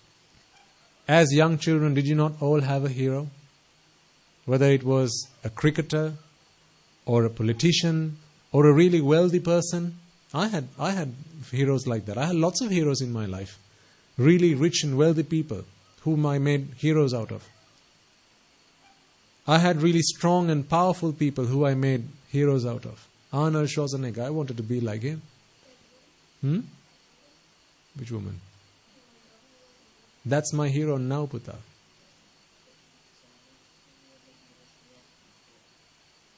Previously, they used to be my heroes. Sports figures and politicians and really rich and wealthy people. Because if you want to be happy in this world, in the sensual pleasure sense, you have to have money, you have to have good education, and you have to have power over others. But if you want bliss, true happiness, you don't need any of those things. You don't need money. Do I have money today? No, I don't have money. You don't need education. All the things I went to university and learned, none of it I make any use of today. Except perhaps to give you sermons, deliver sermons, and perhaps to study the Dhamma. That's all I use it for. But I don't need knowledge. That's why Guru Swami Nuhanse yesterday said, who did he ordain under? Sunita Sopaka Maharatha Nuhanse. Who knew? Nothing. Who knew nothing. So you don't need knowledge to do this. And you don't need power to do this. You need energy. You need effort. But that's not to suppress anybody else. Is to be the better person inside. When Raga, Dvesha, Moha arise in your body, when the armies of Mara start fighting with you, start battling with you, you need energy, effort to suppress them, to eradicate them. As a closing remark, I remind you once again, the 3 things that I have reminded you in the past, whenever you worship the Buddha. If you light an oil lamp at home, it's a really good thing to do. Whenever I don my robes, a determination, a resolve that I make, I share with you. 3 things are what we need to get this done. 1, mindfulness. We have to be mindful about the thoughts that continue to come into our mind. Fear not, ladies and gentlemen, about the things that bring you pain and suffering. Don't worry about them. Fear, pain and suffering, don't worry about them. Be mindful about the times when you sense pleasure. That is what is dangerous. These are enemies who come in. Disguise. Absolutely. Well done. Enemies that come in disguise. Beware. Be mindful of them. So from this point forward to next week when you come back, I'll ask you next week, how many times in the last week did you feel pleasure? You should be ashamed to answer that question. If you say, Swami Nuansa, I felt pleasure when I was eating that chocolate ice cream, shame on you. If you say, Swami Nuansa, I got to watch that really nice cartoon or that lovely film that I've been waiting to see and it's just come out in the cinemas, and I enjoyed pleasure when I watched it, I say, shame on you. Because that is what we have. You should have a problem with. Not the pain, not the suffering. Don't worry about the pain and suffering. They'll go away when you fix the real problem. So, mindfulness. Number 2, wisdom. Because you need wisdom, 1, to be mindful. Because you need to know what you're looking out for, first. And 2, you need to know how to fight with your enemies. This is all to do with wisdom.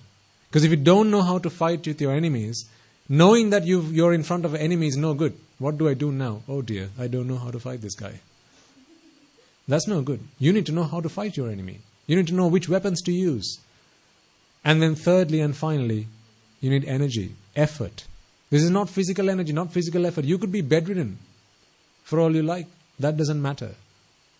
Perhaps the reason you're alive today, alive and kicking today, is because you take 10 pills every night before you go to bed. It doesn't matter. Because we're not talking about the physical strength. We're talking about the mental strength. That capacity to withstand, to bear. Thinking about that lady? Can you imagine how much strength she has in her character?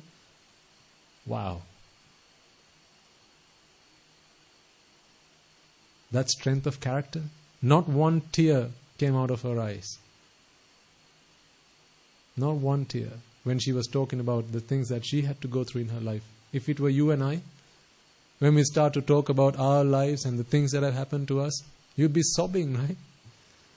Oh, look what happened to me. Oh, I didn't have a good upbringing. My parents didn't treat me well. I didn't have a good education. Look at me. Oh, everyone feels sorry for me. Come on, please cry. Everyone feels sorry for me.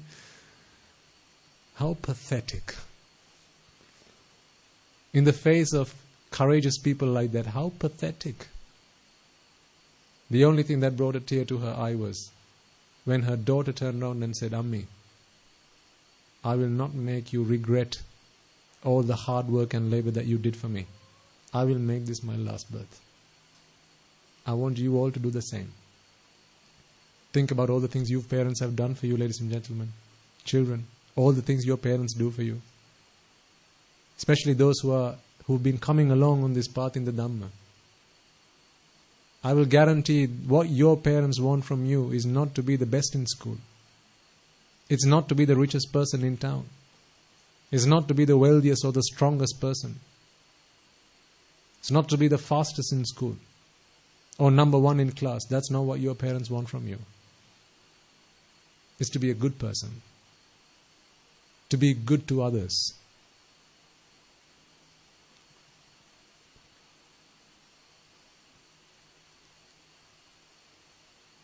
Just because it came to mind, I'll say this and I'll conclude.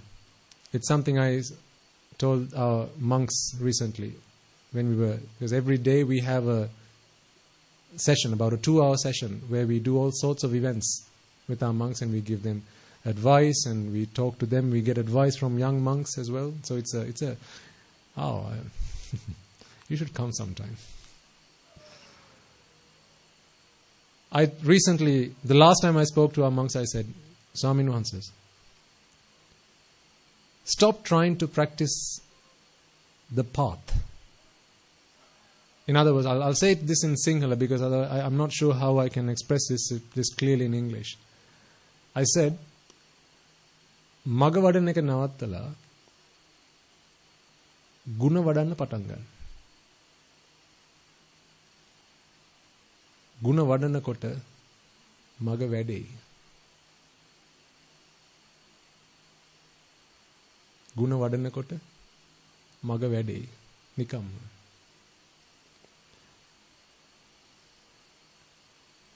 Who's the perfect one? The Lord Buddha.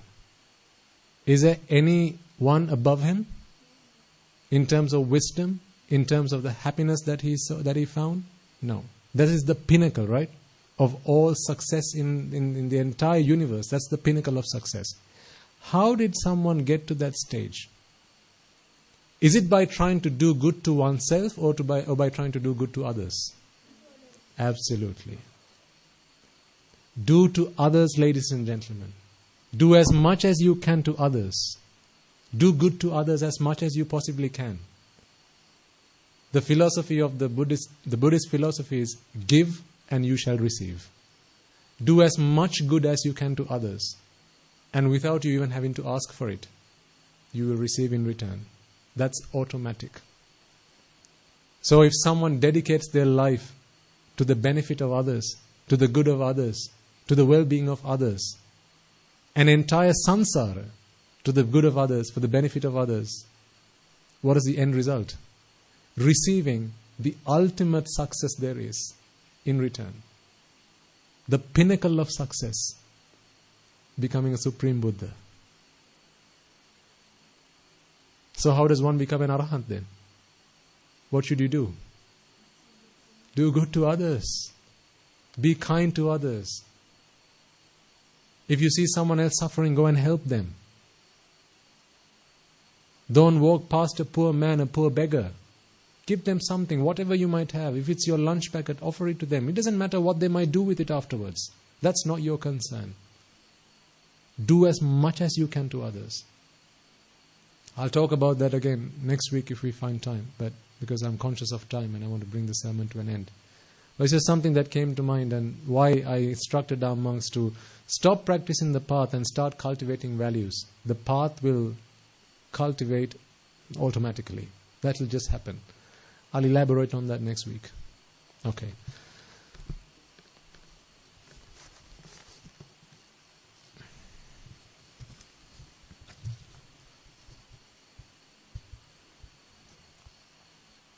Is it English or Sinhala today? The Arya Maitri?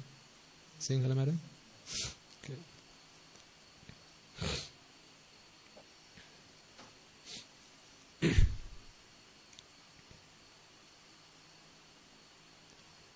Mamada siyalu loka siyalu satvayo sansara dahayan midatva sansara rogayan midatva sansara bhayan midatva sansara anduren midatva Nibbana parama sukhayen sukhita taravetva Nibbana parama sukhayen sukhita taravetva Nibbana parama sukhayen sukhita taravetva Mamada siyalu loka siyalu satvayo Raga bandhanayen midetva Dvesha bandhanayen midetva Moha bandhanayen midetva Mara bandhanayen midetva Nibbana parama sukhayen sukhita taravetva Nibbana parama sukhayen sukhita taravetva Nibbana parama sukhayen sukhita taravetva Mamada siyalu loka siyalu satvayo Jati ginnen midetva Jara ginnen midetva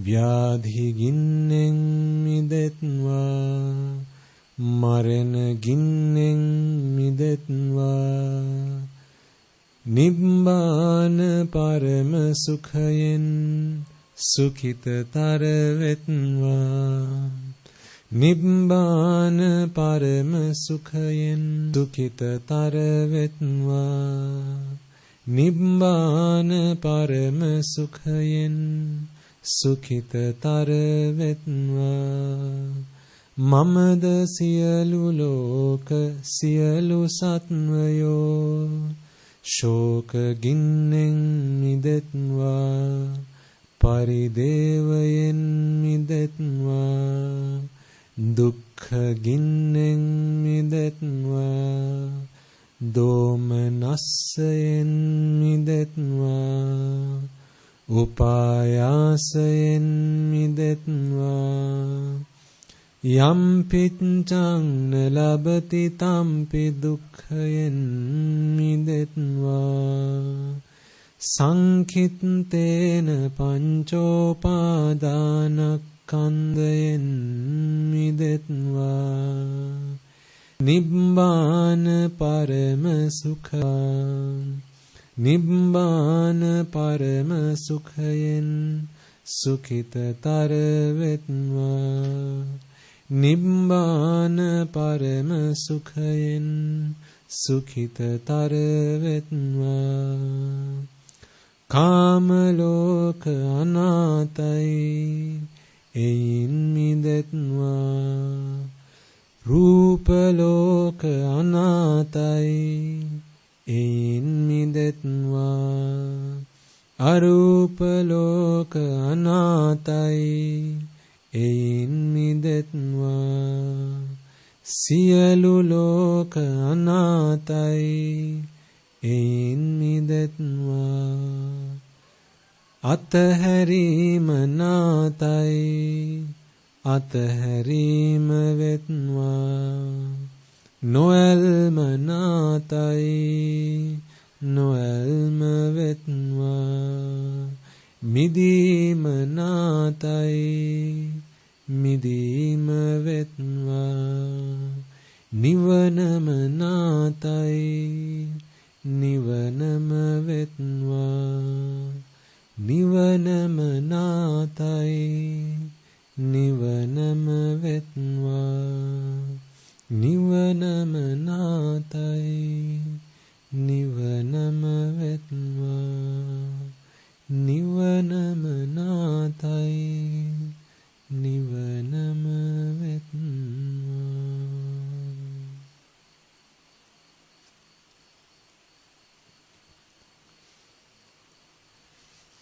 නත්ති මේ සරණං අඤ්ඤං බුද්ධෝ මේ සරණං වරං නත්ති මේ සරණං අඤ්ඤං ධම්මෝ මේ සරණං වරං නත්ති මේ සරණං අඤ්ඤං සංඝෝ මේ සරණං වරං නත්ති මේ සරණං අඤ්ඤං නිබ්බානං පරමං සුඛං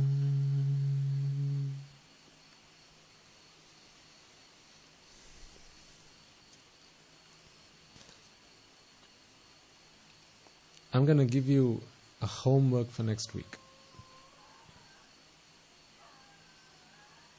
Just for next week, if you can. Seriously, try this. Really, really try this with your level best effort. See if you can not complain about anything or anyone just for a week. Don't complain about anything. Already you're laughing. I can see a smile on your face already. It's not easy, is it? Because the world is so cruel, right? Everyone in this world, there's just bad people. How can we not complain? Everyone's so bad. We have to complain. Seek justice. It's a challenge.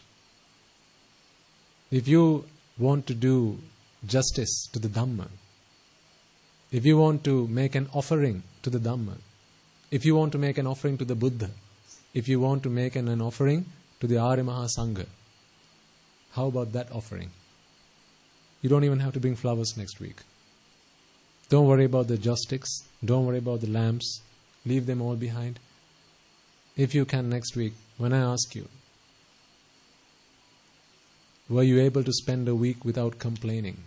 If you can say yes to that, you will have made the biggest offering you have ever in your life so far. Challenge. See if you can do it. It's going to be difficult, I know. Especially in your workplaces, it may be difficult. You might have to complain. If you can't do it in the workplace, at least try it at home. Because in the workplace you have to please others, don't you? Because you get paid to complain, don't you? If you are in charge of what you receive from your suppliers, if you don't complain, what are they going to do? They're going to kick you out. So you get paid to complain. What if you are a lawyer? You'll not come to listen to sermons from next week. But at home at least, okay, let's do it that way. I mean, I have no problem. I have no excuse. I can't complain full stop. But at home, how about that? Is that a fair challenge? At home, don't complain for anything. Don't complain about anything. Children, don't complain about your parents. Parents, show them when your child does something wrong, show them this is wrong, but not as a complaint. Why do you always do this to me? It's not right you do this to me. Not like that. Just show them what's wrong. Puta, what you did there, that's wrong. That's not a complaint. That's showing right from wrong. That's not a complaint. But, it's raining again today. How can we do anything? It's raining again. Oh, the sorting toaster's broken again. The fridge isn't working again. Oh, this car won't stop. The blooming car won't start again. Complain. Can you point out to the car, start? It's bad to not start. Start. No, then that's a complaint. That's how you check if something's a complaint or pointing something wrong and right. If you can fix it by telling it to that person, by pointing it out, if you can fix it, if you can help that person change it, then that's not a complaint. That's pointing right from wrong. But if you're complaining about the weather, is that a complaint, or are you telling the rain gods, rain gods, you shouldn't be raining like this. Every other day rain.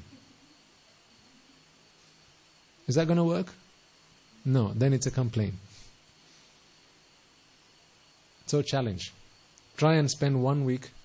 When you come next week and you sit down here, I'm going to ask you a question and you know what the question is going to be. You don't have to bring flowers, because that will be a massive offering to the Buddha, Dhamma and the Sangha. Be like that woman. Be like that lady who came and spent that couple of hours with us. She didn't complain one bit. And the easiest way to not complain is to see the good qualities in them. To see the great qualities in other people and other things. Look at the rain. How great that it rains. If it wasn't for the rains, we'd all be famished. There'd be no water to cultivate if it wasn't for rains. If it wasn't for the rains. So aren't the rains a really great thing? Think about that. Look at the good side. Don't be a glass half empty person. Be a glass half full person. Shall we try that as a homework? Both you and I. I'll also do it. Dasahamdir is also going to do it. And then when we get back next week together, let's see how we've all fared with that challenge. Okay? Think of it as making an offering to the Dhamma. Okay.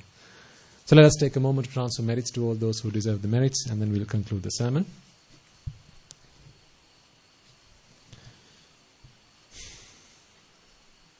First and foremost, let us take a moment to once again remind ourselves that it is because of the Supremely Enlightened One, the Perfect One, the Blessed One, the infinitely compassionate Supreme Buddha, that we have the gift of Dhamma today. It is because He sacrificed Himself for the well-being of all sentient beings in all in the entire universe that we have the gift of Dhamma today. Being selfless, his dedication, his commitment is the result of the fruits of the Dhamma that we are today able to reap, and through which we are able to redeem ourselves from the shackles of samsara. Let us take a moment also to remind ourselves of the Bhikkhu, Bhikkhunis, Upasaka, Upasikas who sacrifice themselves to protecting and preserving the Dhamma. It is thanks to them that today we have the Tripitaka to study, to analyze, to acquire understanding and comprehension. It is because they sacrificed themselves and protected it by, like their lives, that we have the gift of Dhamma today. So, may they all be able to rejoice in the merits that we have all acquired today. If any of them have been born in the woeful plains today, may through the power of these merits they be able to redeem themselves from the woeful plains. May they all be able to be born in the blissful plains. May through the power of these merits they all be able to abstain from the unmeritorious deeds, fulfill the meritorious deeds, fulfill the noble eightfold path, and attain the supreme bliss of Nibbana. Sadhu, sadhu, sadhu. Also, let us take a moment to transfer merits to all the members of the Mahasangha, particularly the Mahanayakas, the Anunayakas, who make it their lifelong obligation, duty and responsibility to protecting and preserving the Sambuddha Shasana.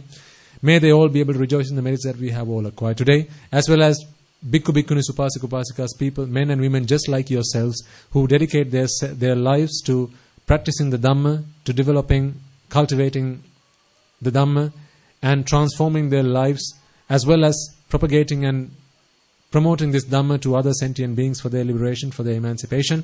May they all also be able to rejoice in the merits that we have all acquired today. As well as let's take a moment to transfer merits to the monks and nuns in your local temples and nunneries.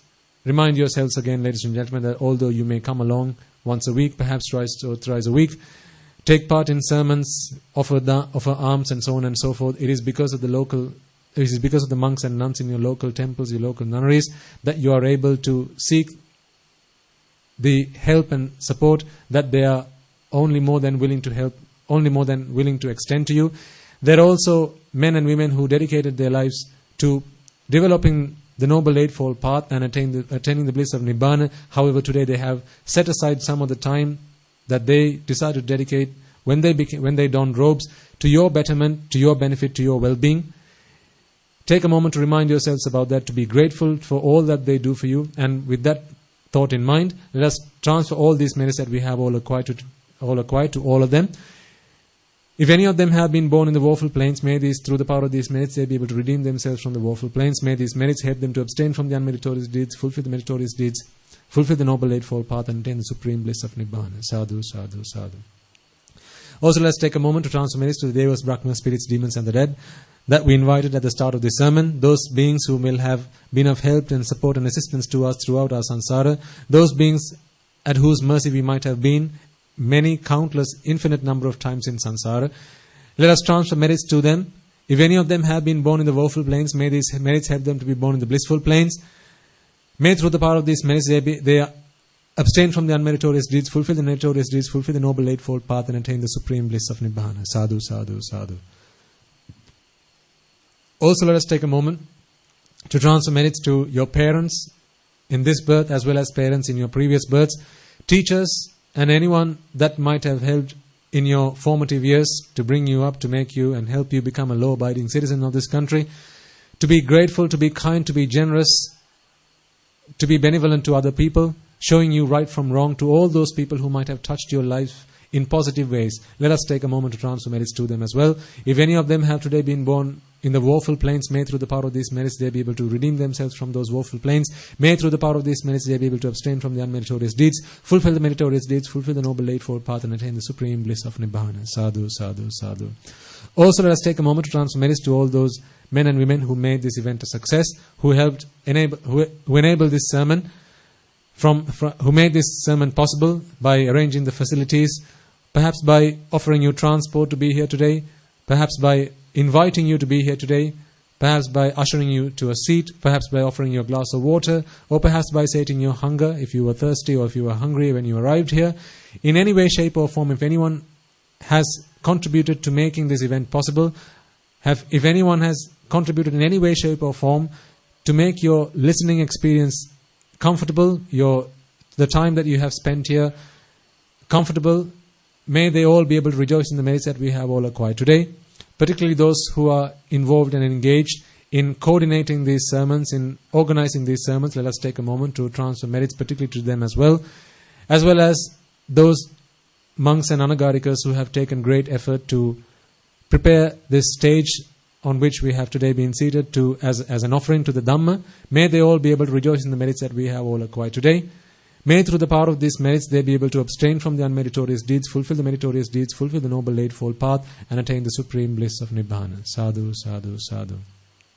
Also let us take a moment to transfer merits to the members of the armed forces who fought a 30-year-old long war, dedicated their lives and sacrificed their lives for our well-being, for our peace and harmony. It is because of them that today, despite our differences, we are able to live in peace and harmony and also practice the Dhamma without any fear of death or damage or hurt or harm creeping into our minds. It is thanks to them that today we are able to conduct ourselves in the Dhamma, to engage in meritorious deeds and fulfill the noble eightfold path. So may through the power of the merits that we have all acquired today, they be able to rejoice in the merits, as well as those who might have lost their lives in the war, friend or foe, as well as members of the police force, as well who might have contributed to the peace of our country. May they all be able to rejoice in the merits that we have all acquired today. If any of them have been born in the woeful plains, may the merits help them to be born in the blissful plains. May these merits help them to abstain from the unmeritorious deeds, fulfill the meritorious deeds, fulfill the noble eightfold path, and attain the supreme bliss of Nibbana. Sadhu, sadhu, sadhu. Also let us take a moment to transfer merits to all those people, men and women, who might have lost their lives in natural disasters and calamities such as the tsunamis, landslides, earthquakes, so on and so forth in Sri Lanka, as well as in other countries. They might have been friends of yours, relations of yours, as well as those who you may not have known, who may have not have been your acquaintances, but remind yourselves that they have only not been acquaintances, friends and family in this birth. In many countless births in samsara, they have been mothers, fathers, brothers, sisters, and so on and so forth. So let us take a moment to transfer merits to them as well. People who have helped us in numerous ways and forms, in innumerable ways and shapes and forms. Let us take a moment to transfer merits to them as well. If any of them have been born in the woeful plains, may through the power of these merits they be able to abstain from those, rather redeem themselves from the unwholesome, from the woeful plains. Be born in the blissful plains. Through the power of these merits, may they be able to abstain from the unmeritorious deeds, fulfill the meritorious deeds, fulfill the noble eightfold path, and attain the supreme bliss of Nibbana. Sadhu, sadhu, sadhu. And also let us take a moment to transfer merits to men and women who have dedicated themselves and engaged themselves in developing this country, prospering this country, leading this country, and protecting and preserving the peace and harmony of this country today and now, as well as into the future. Because if not for them today, ladies and gentlemen, you and I will have to be leading this country. You and I will have to be protecting this country. You and I will have to be developing and cultivating this country. It is thanks to them that today we are able to dedicate time from our lives to developing the noble eightfold path and developing our state of mind, our mental capacity, and our path to Nibbana. It is because of them that we have the time, the freedom, and the luxury of leisure to be able to do this. So may through the power of the merits that we have all acquired today, they be able to abstain from the unmeritorious deeds, fulfill the meritorious deeds, fulfill the noble eightfold path, and attain the supreme bliss of Nibbana. Sadhu, sadhu, sadhu. And finally, reminding ourselves of all the merits that we have been able to do today, from the moment that you might have left your homes to attend this sermon, or perhaps from all the time that you have been planning, making arrangements to join this sermon, make this sermon possible, make this event a possibility, as well as your journey here, and perhaps your taking part in this sermon, making offerings to the Buddha, the Dhamma, and the Sangha. May through all the power of the merits that we have all acquired today, in engaging in those meritorious deeds, in listening to this sermon, in preaching this sermon, may through the power of all these merits that we have all acquired today, we be able to witness many hundreds of thousands of Arahatun Wahanse in this blessed land itself in the very near future. Sadhu, sadhu, sadhu. And finally, through the power of all the merits that we have all acquired today, as well as throughout our samsara, may all those merits empower us, energize us to become one of those Arahatun Wahanses, to become one of those Arahat Mehenin Wahanses in this very birth itself, in the era of the Gautama Samma Sambujanan Wahanse itself. Sadhu, sadhu, sadhu. The members of the Mahasangha will transfer their blessings to you.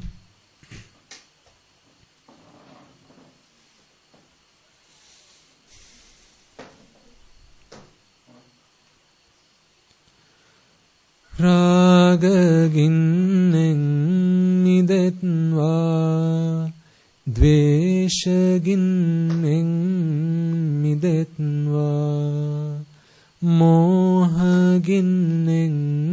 මිදෙත්වා නිබ්බාන පරම සුඛයෙන් සුඛිතතර වෙත්වා නිබ්බාන පරම සුඛයෙන් සුඛිතතර වෙත්වා මමද සියලු ලෝක සියලු සත්වයෝ නිබ්බාන පරම සුඛයෙන් සුඛිතතර වෙත්වා නිබ්බාන පරම සුඛයෙන් සුඛිතතර වෙත්වා නිබ්බාන පරම සුඛයෙන් සුඛිතතර වෙත්වා තුන්රුවන්ගේ සුවිසි අනන්ත මහා ගුණ බෙලෙන් සියලු ලෝක සියලු සත්වයෝම නිබ්බාන පරම සුඛයෙන් සුඛිතතර වෙත්වා සාදු සාදු සාදු. May I and all beings in all worlds be freed from the fires of desire, be freed from the fires of aversion, be freed from the fires of delusion. May I and all beings in all worlds attain the supreme bliss of Nibbana. May the Noble Triple Gem be with you all.